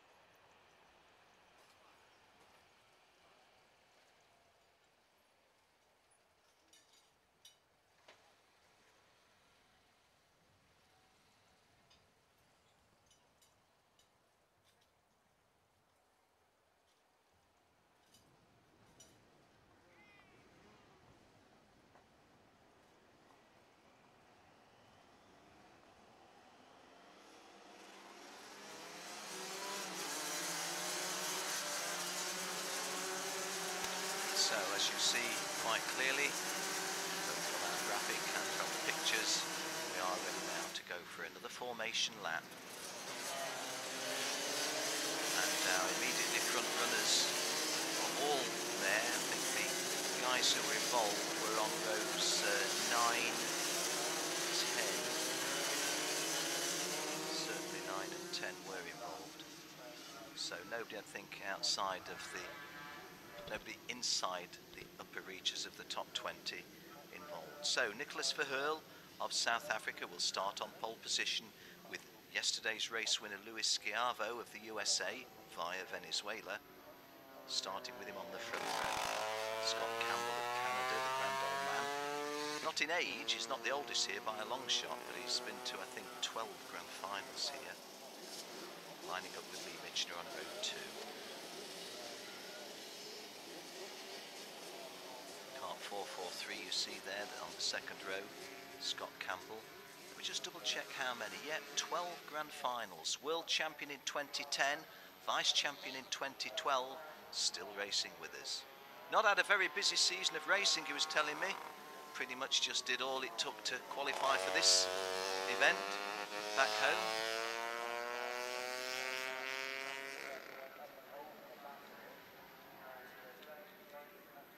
Just going to double check where Scott did qualify from. Qualified from the Canadian National Championships, and that was the only series that he did. Racing, and Nick Verheul in the lead, and Nick Verheul's early position being challenged by kart number 443, Scott Campbell, who I've just been talking about. And Scott Campbell getting very, very much involved there, as you saw.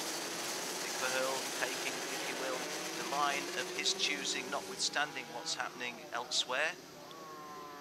Luis Schiavo in kart number 446, you saw there, passing through the screen. 412, we caught a brief glance of, which is Chris Thomas, the stock rod racer, on the opening lap. Again, hearing Henry Burdett, as I did on the opening first attempt to run this, raising his voice. There's something else caught his attention, but I have to stay with the pictures that I'm seeing and you're seeing. So I don't know what else the situation is. Don't think we've got a red flag situation coming up, that's for sure.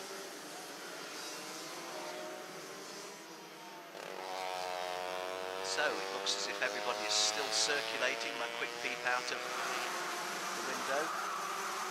While I was talking, Scott Campbell did get past Nick Verheul.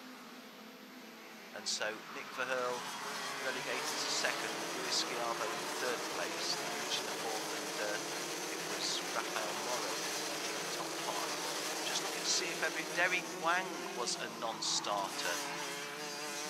He's had a mechanical problem. Just getting a note passed to me. The silencer was malfunctioning, and Derek Wang, who is a regular with us in the Rotax World Finals, sadly, this is his 6th consecutive visit to the World Finals. He's not going to score points in this one. He's going to score the wrong number of points.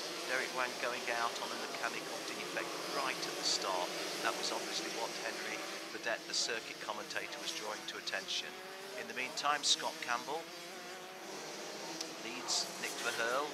These two a little bit clear of third place Lee Michener. Luis Schiavo having dropped to fourth place. Luis Schiavo looking over his left shoulder, you see there, while the guy he sees in fifth place is Luis Valenzuela, kart number 424. Luis Valenzuela is from Chile. So Scott Campbell and Nick Verheul just calling this a bit of a match race for first and second, and behind them Lee Michener and Luis Schiavo, a little bit of a match for third and fourth. Then fifth, sixth, seventh, who we saw go through there, were Luis Valenzuela, Rafael Morrow and Javier Campo. Eighth was Robert Persevsky. He's a Polish driver, an Austrian driver who went really well yesterday. Leandro Iglesias of Argentina, 9, and Chris Thomas making his debut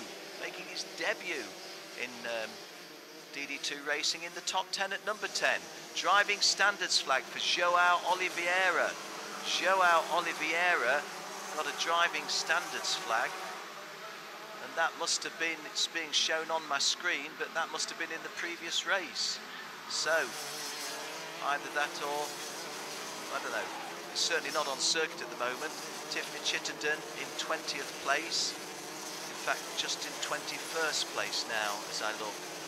Carrying out helmet cam, Scott Campbell and Nick Verheul kicking away at the front. Quite a significant gap before Lee Michener and Luis Schiavo. So a non-European nature to this event, because Scott Campbell, who leads, is from Canada. Nicholas Verheul in second place is from South Africa. Lee Michener in third place from Australia. Luis Schiavo in fourth place is from the United States. Luis Valenzuela in kart number 424 is from Chile. Rafael Morrow is from Argentina, and not until we get to Robert Persevsky in kart number 427 do we find a European driver. He's from Austria. So heading out on lap 5 of 10, DD2 Masters in groups A and C. And a nice little piece of passing, and is that going to be repassing? Yes it is, yes it is. Lewis Schiavo and Lee Michener trading places. Behind them now, the rest of the drivers have closed up following that little double manoeuvre. But out in front, there's an even bigger cushion now for Nick Verheul in second place over third place drivers Lee Michener and Lewis Schiavo. Good race behind now because Rafael Morro was running 5th, Luis Valenzuela 6th, Robert Pasewski 7th, Javier Campo 9th, and the hot rod small oval driver from Britain, Chris Thomas, gets even better. He's running 9th now. And the elderly gentleman, William Cleveland, 59 years of age, in kart 419, is up to 11th place. Great drive by the elder statesman of the sport here this weekend. Chris Thomas goes up to 8th place and William Cleveland up to 11th. Scott Campbell, let's have a look at this replay. I think the event was missed. Going back from it as I was looking at the timing screen.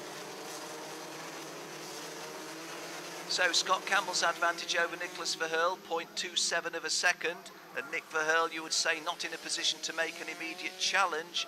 As Scott, gosh, that must be the most casual look over your shoulder you ever saw. Scott Campbell, I think, was looking at the drivers on the other side of the track, rather than looking where Nick Verheul was. A most casual glance over the shoulder, like you might say, I don't know, what's that little movement I saw out of the corner of my eye? Coming round to start lap 7. That was a more positive look, wasn't it? And that was clearly, where are you, Nick Verheul? Because where you are governs where I'm going to put, and definitely again now. Scott Campbell driving on the basis of, I know you want to get past me, Nick Verheul, but I'm going to try and stop you getting past me by defensive driving throughout. So, a fascinating duel as it was before becomes even more fascinating now. Again, you see that Scott Campbell looking over left shoulder, looking over right shoulder, and Nick Verheul seeing that perhaps. Let me just have a quick, take my eye off the ball and a quick peep at the time. Yeah, Nick Verheul going a little bit quicker now. Our standings after lap 6 coming up on the graphics. 0.23 of a second between them. Lewis Schiavo, who did drop to 4th, going back to 3rd at the end of lap 6. Pasewski in 6th place, the first of the Europeans. He's from Austria. Well, all of a sudden, while I was just looking at that, Nick Verheul has dropped a kart length on Scott Campbell. Another driving standards flag. This is for Michael Karsting of Sweden. Michael Karsting of Sweden was not racing very high up. I did see his name in the lower reaches. Not able to just tell you exactly where. Yeah, 19th, in 19th place.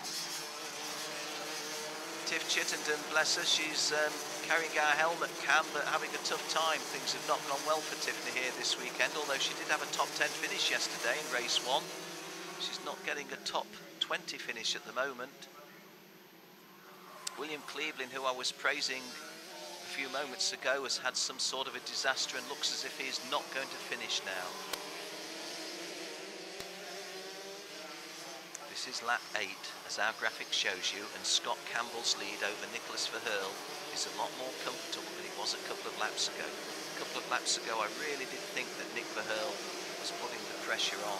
417 is Chimang Ong, kart number 417. He's from Malaysia, and he's in the eye line of our front-running pair, and may well be about to be lapped. We're on lap 9 of 10.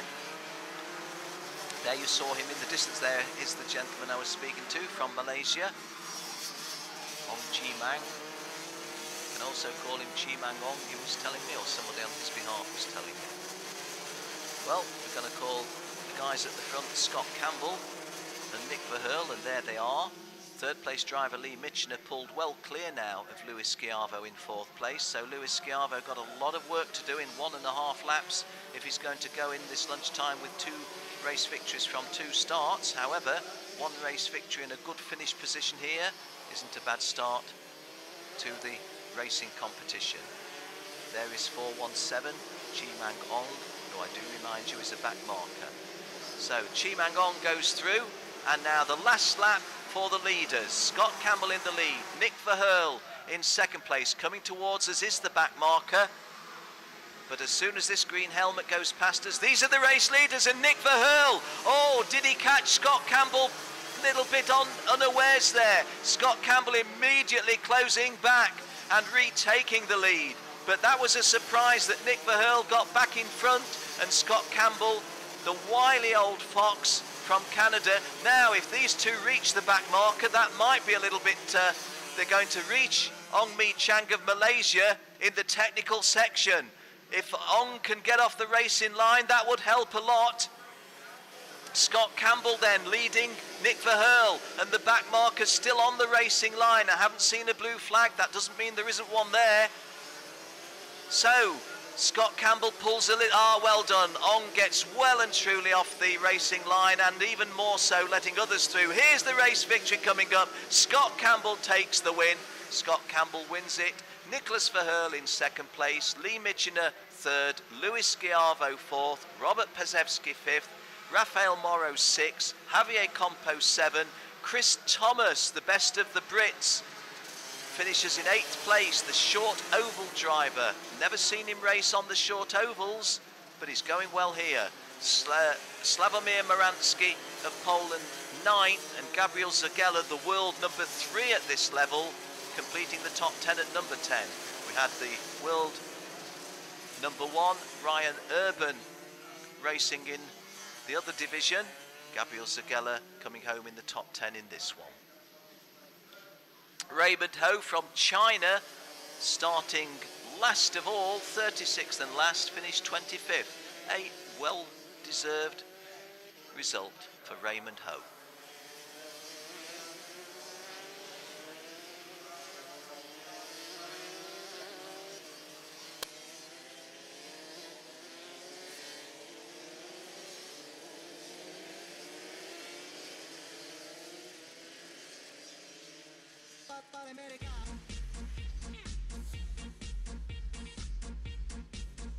Confirmation of Scott Campbell's victory by 0.27 of a second over South Africa's Nick Verhulst. Lee Michener of Australia third, Luis Schiavo, United States fourth, and the first of the Europeans, Robert Pesevsky for Austria, coming home in fifth place. Rafael Morrow of Argentina sixth, Javier Campo, the second European, seventh, Chris Thomas, UK eighth, Slavomir Moransky, Poland ninth, Gabriel Zagella of Argentina completing our top 10.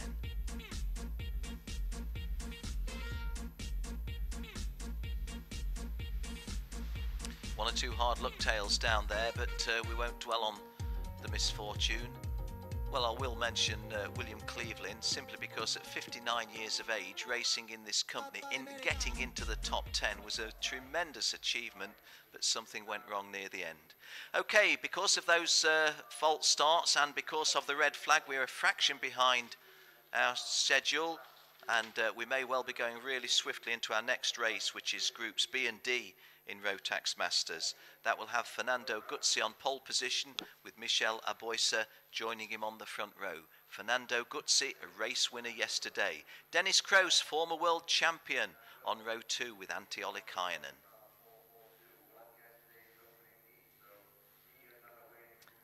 Well, thanks for the wave. We always like to see people who are a little bit cheerful.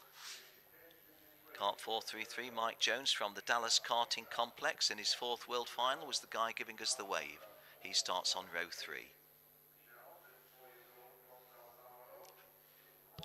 Confirmation again that Fernando Guzzi is our pole sitter, and he's being spoken to by race director Nigel Edwards. 418 on the other side of the track is Brazilian driver Michel Aboisa.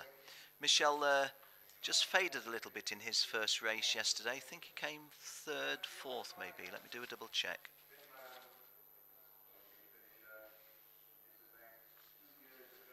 Not immediately able to see.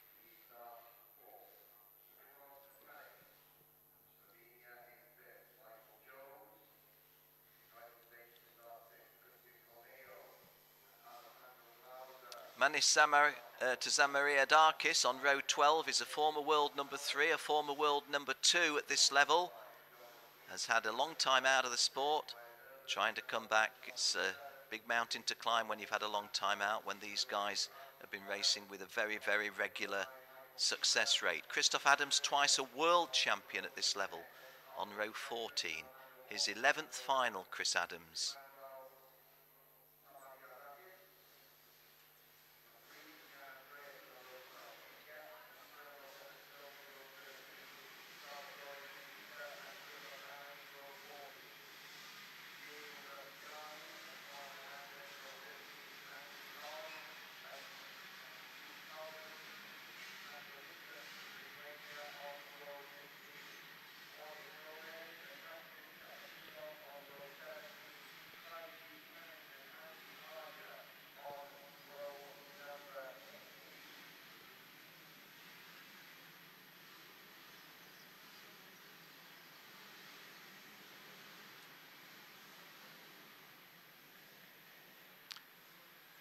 Well, Fernando Guzzi going through a little series of calisthenics there, wasn't he? Just rotating the neck both ways and then the upper torso both ways.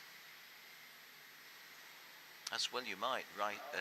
Racing at the speeds these guys are going at this level of competition.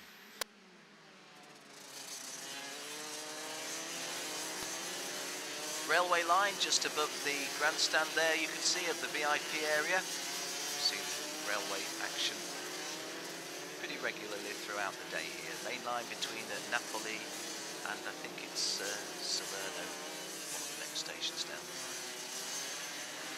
And the line then on towards Sorrento. The Amalfi Coast not so far from here.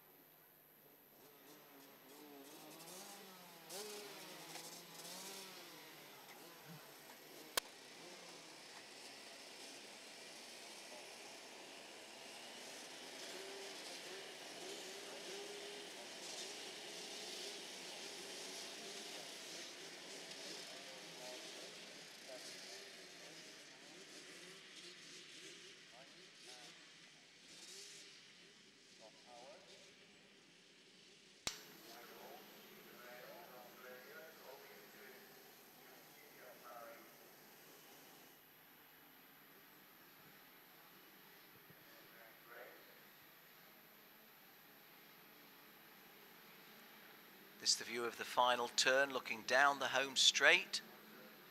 And there is the home straight.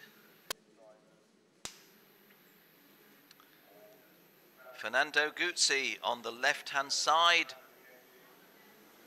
Michele Aboisa on the right. And we're racing, and Fernando Guzzi, oh, a good start by Aboisa. Guzzi taking the lead, but Aboisa going well with him from the outside of the front row. 4-4-2 is Guzzi, but 4-1-8. Michele Aboisa from the outside of the front row, I do believe, is the leader as they move away. Yes, he is. And good start also by Antti Ollikainen. Dennis Kroos also going well initially. Well, from these angles, I'm not able to tell you the numbers of the guys at the front, but what I can tell you is it was a really good start by Michele Aboisa. Fernando Guzzi had a really good start, but Michele Aboisa just manoeuvring a little bit. Cart number 418, Aboisa, our race leader, coming towards us now. Dennis Kroos have made a good start in second place. Well, didn't start in second, but a good start, and is now in second place. Dennis Kroos, a world finalist. Let me just try and tell you when, Dennis. The number's not immediately apparent to me. Dennis Kroos, world champion in 2008, and that was here in Italy at La Conca, in south of Italy. Fernando Guzzi in third place, Mike Jones fourth, Antti Ollikainen in fifth place. Primož Metelic went through sixth, Scott Howard seventh, Chris Walton, another Australian, eighth. Alessandro Glauser 9, and the world title holder defending his title went through in 10th place. In fact, Dennis Kroos has taken the lead while I was looking at the lower order. Dennis Kroos in cart number 436 from the Netherlands. Very, very cheerful gentleman. Not to say that Michel Aboysa isn't a cheerful gentleman, but I don't know Michel, but I know Dennis very, very well. And Dennis, he always had a reputation for going really well in the wet.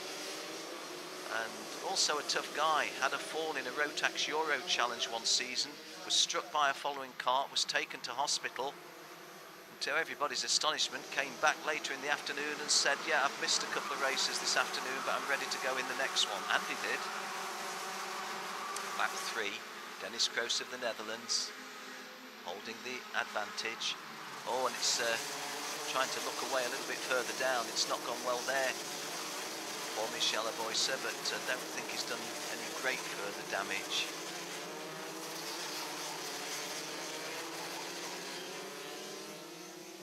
On lap 3, Dennis Kroos' lead is about 1 full lap. 4:18 is Michel Aboysa. But Michel doesn't look to be putting an immediate challenge on Dennis Kroos. In fact, more likely to be receiving a challenge from Fernando Guzzi, but that's not immediately imminent, I wouldn't have thought. 4:42, our pole sitter sitting in third place. Nice shot of them there. Behind them, cart number 425 that you saw is Antti Ollikainen. Antti Ollikainen, when he's not racing karts, is a politician, would you believe, back home. Dennis Kroos increases his lead significantly while they scrap behind him. Michel Aboysa still holding the second place, but Dennis Kroos, just looking at the times, Dennis has just done 62.6, and nobody else of the front runners has got anywhere near that, and the net result is that Dennis Kroos increases his lead significantly. Dennis Kroos, the world champion in 2008 and the world vice champion in 2010, and both of those were in Italy. Fernando Guzzi having got past Michel Aboysa, that is clearly Fernando Guzzi, cart number 442, coming towards us now. So Michel Aboysa just dropping a place, but Dennis Kroos kicking on. Dennis Kroos is a commercial window cleaner when he's not kart racing. What does that mean? Well, he's one of those guys that goes on multi-story skyscrapers in a cradle outside the windows, goes up to the 50th and 60th floors of office blocks and cleans the windows from a wooden cradle. Ooh, Dennis, rather you than me. Well, Dennis's lead is 0.8 of a second, quite significant, but Fernando Guzzi just getting a little bit closer. Having said that, Fernando Guzzi, having passed Michel Aboysa, is now under threat from Antti Ollikainen, and Antti Ollikainen definitely looking closer to Fernando Guzzi than Fernando Guzzi is, although Fernando sets the fastest lap, so that being the case, nobody's likely to be catching him and passing him anytime soon, but Antti Ollikainen was getting close. In fact, Fernando's getting closer to Dennis now, isn't he? Coming towards the half race distance, and Dennis Kroos, who had a lead of 0.8 of a second, I think it's going to be shorter than that this time. It was 0.848, it's now 0.453, so the lead very nearly halved as Fernando Guzzi glances over his left shoulder. Antti Ollikainen is relatively close, these front-running three, but not so close that Fernando Guzzi couldn't attempt to pass on Dennis Kroos if he found the opening was there. Into the second half of the race, Dennis Kroos has a very easy, relaxed driving style. Fernando Guzzi is a much more active and urgent style. A little bit of sawing at the wheels. You can see Fernando Guzzi looks as if he's working a chainsaw, whereas Dennis Kroos looks as if he's sitting in an armchair. I exaggerate a little bit, but you know the point that I'm trying to make. Although Dennis is realising now that the heat is on, and Fernando Guzzi really bidding hard to take the lead, and does so. Dennis Kroos, I don't think, has been able to retake, and Antti Ollikainen really close to Dennis now. So the 1, 2 and 3 much closer as we set off on lap 7. Fernando Guzzi 1, Dennis Kroos 2, Antti Ollikainen 3.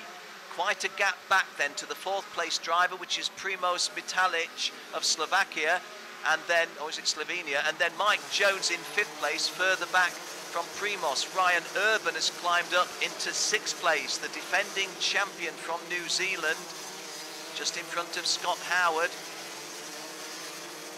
Any New Zealander happy to get past any Australian, and right now Ryan Urban has got past Scott Howard. Michelle Boyce, you see on our graphic, down to 9th, having been one of our front runners for most of the early part of the race. Leon Nernkerter of Belgium Brazil in 12th place, climbing the charts fairly strongly too.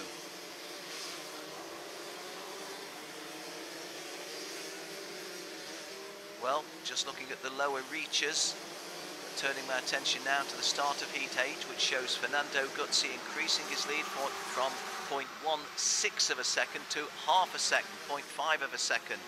Dennis Kroos in 2nd place, holding off the attentions of Antti Ollikainen. Nice piece of driving by Antti Ollikainen, trying to carry that speed onto Dennis Kroos.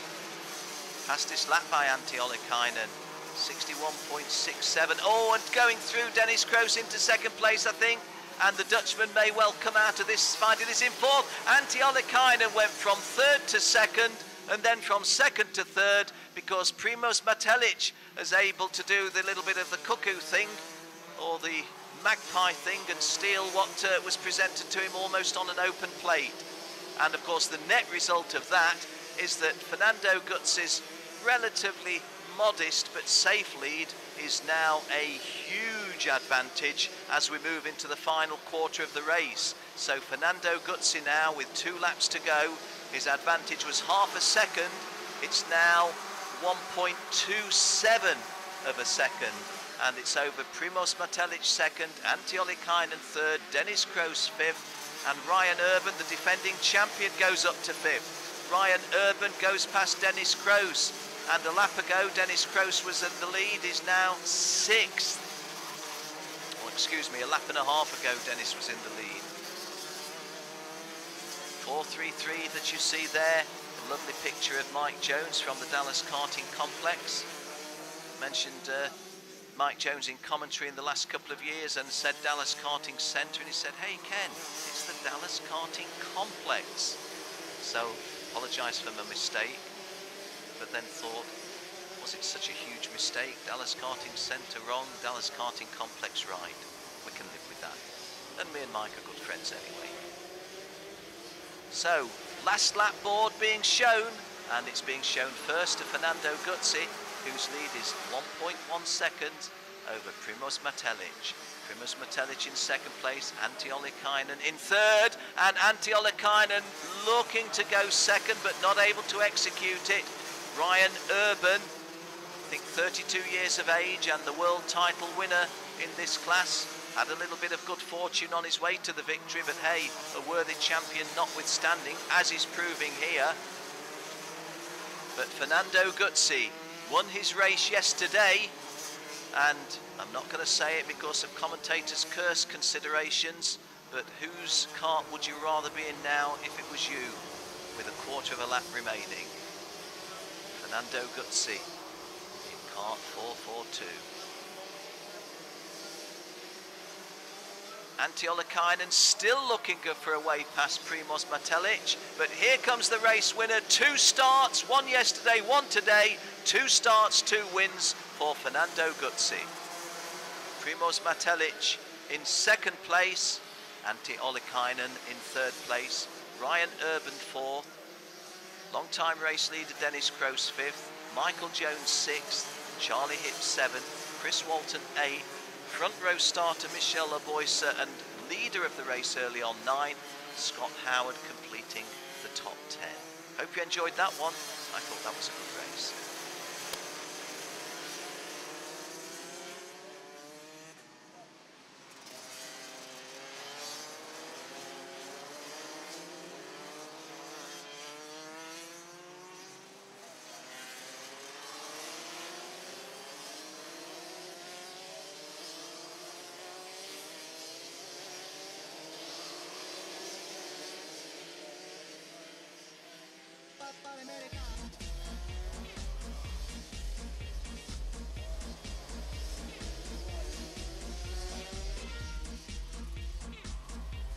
Confirmation of the result of a race in which all 36 drivers did complete the full race distance of 10 laps. So great, we didn't spill anybody on the way. Fernando Guzzi, 2 wins in 2 starts so far in this qualifying heat competition. Primož Metelic, 2nd, Antti Ollikainen, 3rd, Ryan Urban, the world champion, 4th, Dennis Kroos, a former world champion, 5th. Mike Jones 6, Charlie Hipp 7, Chris Waltney, Michel Aboyson 9 and Scott Howard completing the top 10. Jan Andreasen raced in all of the first 7 Rotax Grand Finals. Took about 5 years out of the sport but has now come back, finishes 19th. Nathan Maul from Broken Arrow, Oklahoma had 2 big disappointments on his previous 2 outings, but that's a little bit better, 21st place this time for him. Manolis Zamariadakis, 23rd place, a former world number 3 and a former world number 2 at this level. Hey, Tankai Che of Taiwan, finishing in 28th place. All 36 drivers finishing and doing the full race distance. Well, we have lost time because of the red flag situation and because of 1 or 2 restarts. So we will go very swiftly into our next race, which is DD2, Kasper Bileski and Konstantin Schürl.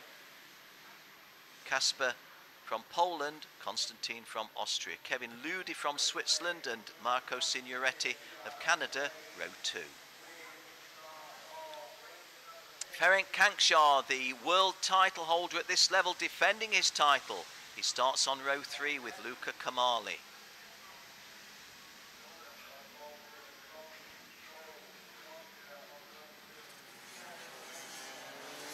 Fabienne Lance from South Africa finished 4th in her first race yesterday, the best result of any of the girls racing. She starts again on row 6 in this one.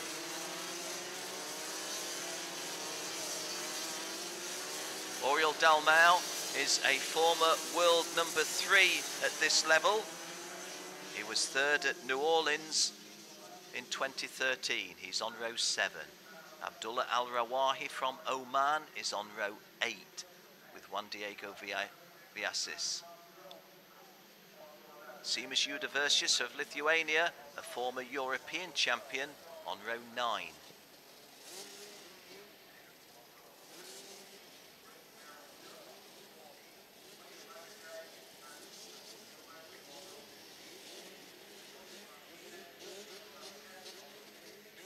Nothing going right for Eugene Brits of South Africa on row 14, just begging for a little bit better fortune. Aaron Sherlock also had no luck on row 14.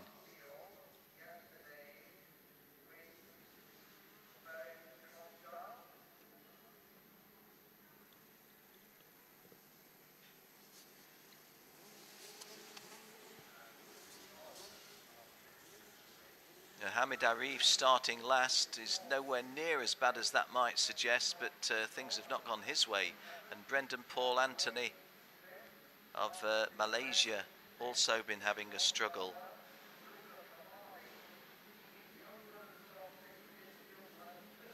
Ten-lap race.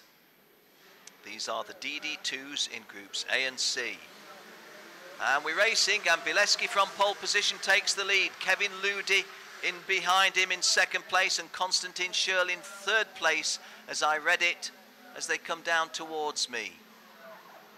Oh, and a big wide sweep on the outside has put someone else into 3rd place. Be hard for me to say who that was. Just looking for Big Frank, the world champion. Not noted for there, I think we saw him briefly in kart number 304. Yeah. So 344 in the lead is Kasper Bileski of Poland. Kevin Ludi of Switzerland is kart 305 in 2nd place. Behind him Konstantin Schürl, I do believe. Let me double check that. No, I'm not sure. I think that's Ferenc Kankshar.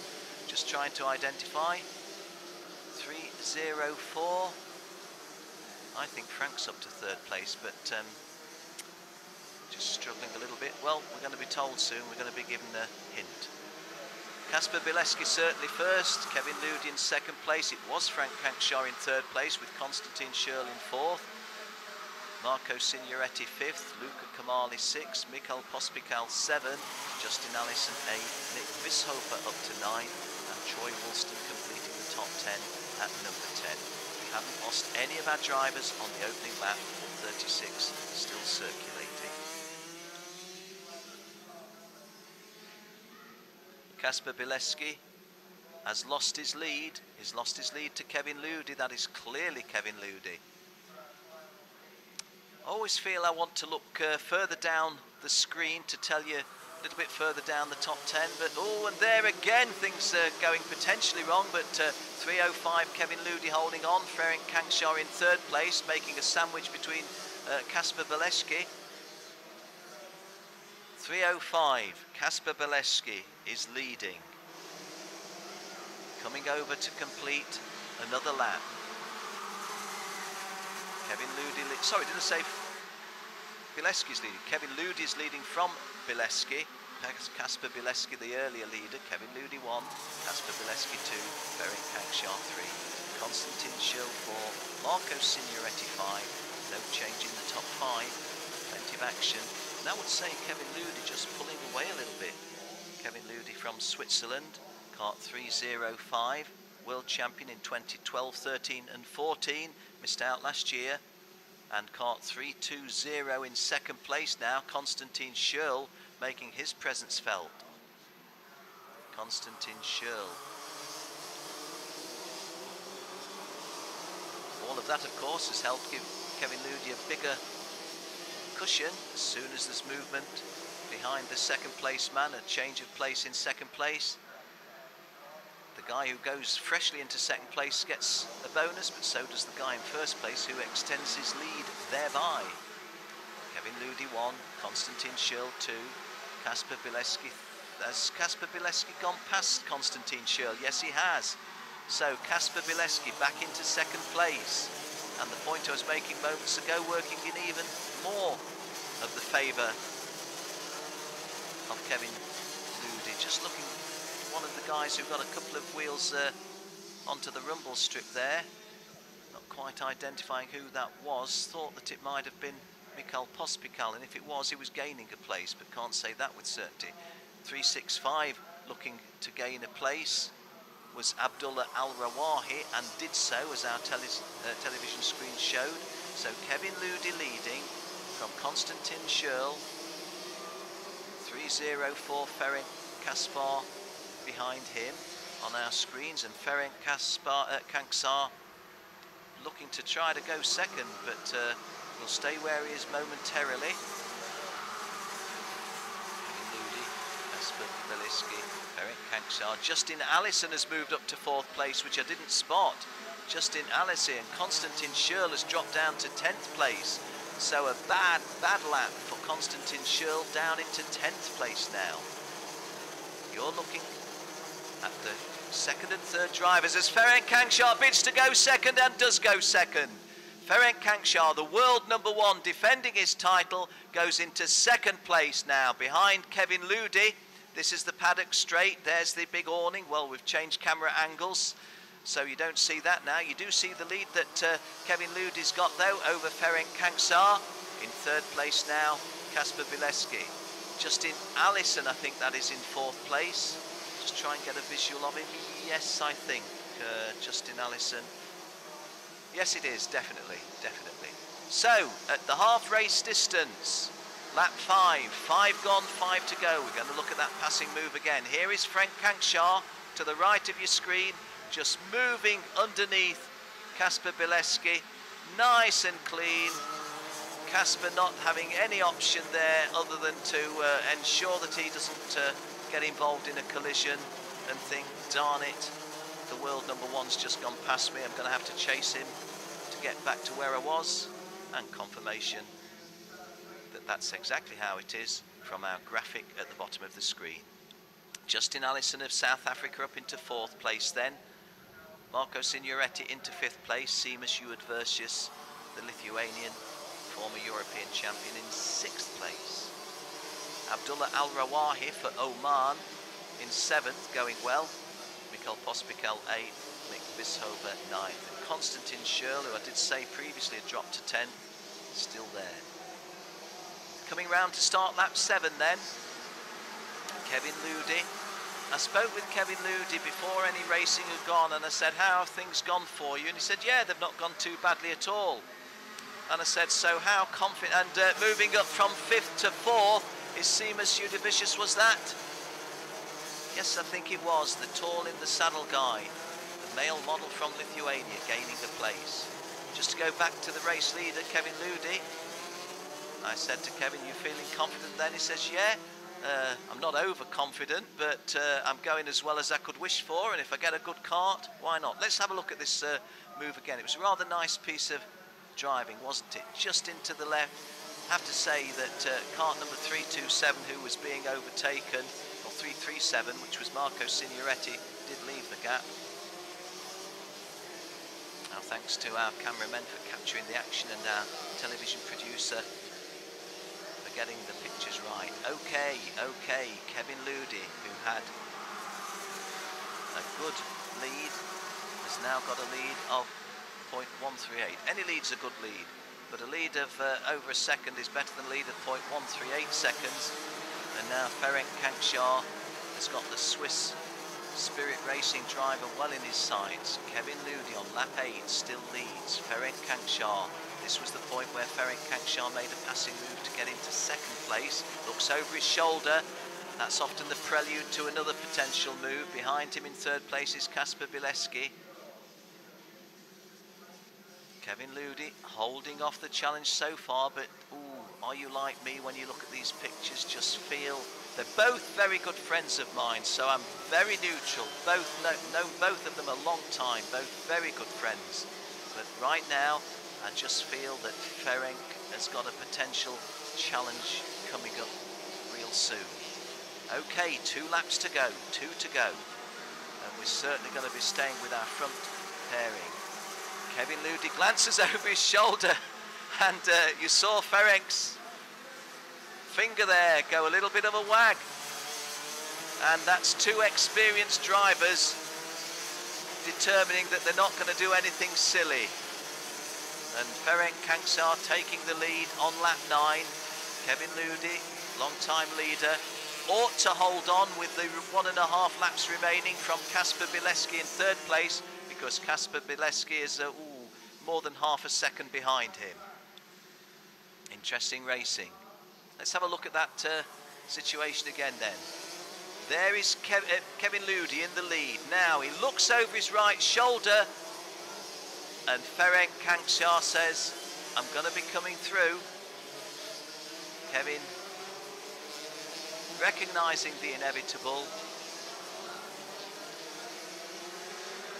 A little bit of, I thought it was an extremely simple move, but it wasn't, was it? There was a little bit of on the ragged edge by Ferenc Kankshaw, who's now glancing over his shoulder at the 2nd place driver on the last lap, which is Kevin Ludi.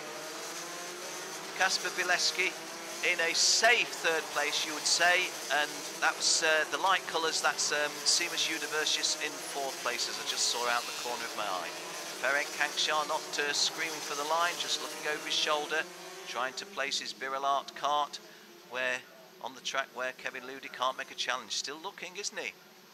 Kevin Ludi hunting away at him. If if Ferenc makes a wrong move, Udavicius a safe 4th place, as well as Bileski being a safe 3rd place. But 1 and 2, you would think that Ferenc Kankshaw would win it from here, but there's still something to be had. But he does. Ferenc Kankshaw, the world #1, finishes with a victory. 2nd place Kevin Ludi, 3rd Kasper Bileski, 4th Seamus Udavicius, 5th Abdullah Al-Rawahi, 6th Marco Signoretti, 7th Justin Allison, 8th Konstantin Schürrle, who was back in 10th place for quite a while, but finishes in a satisfactory 8th, given that he was down in 10th. Another Austrian, Mick Vishofer, in 9th, and Dimitris Vassileris of Greece, who I didn't mention in commentary, drives into the top 10 at number 10.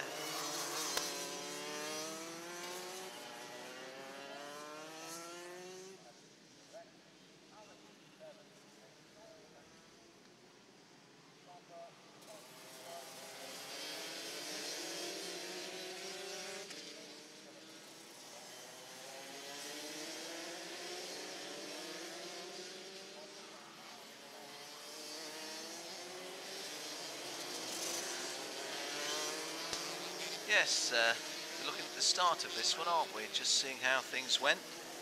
3-4-4 Casper Biletti on the left, 3-2-0 Konstantin Schürrle on the right.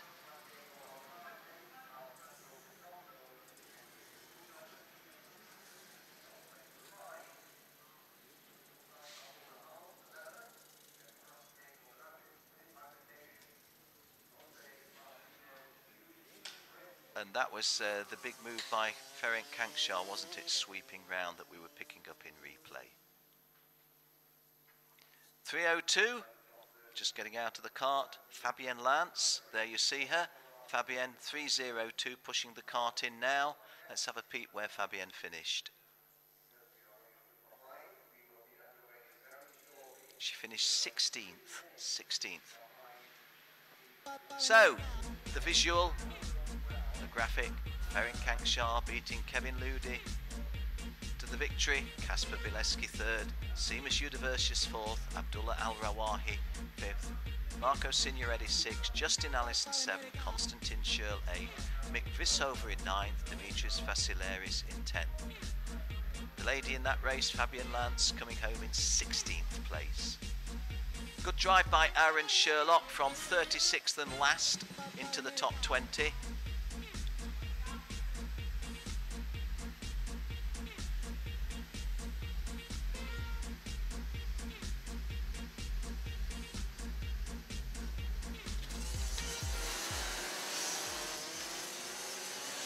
Well, we're back live and trying to catch up ever so slightly down our onboard camera shot here.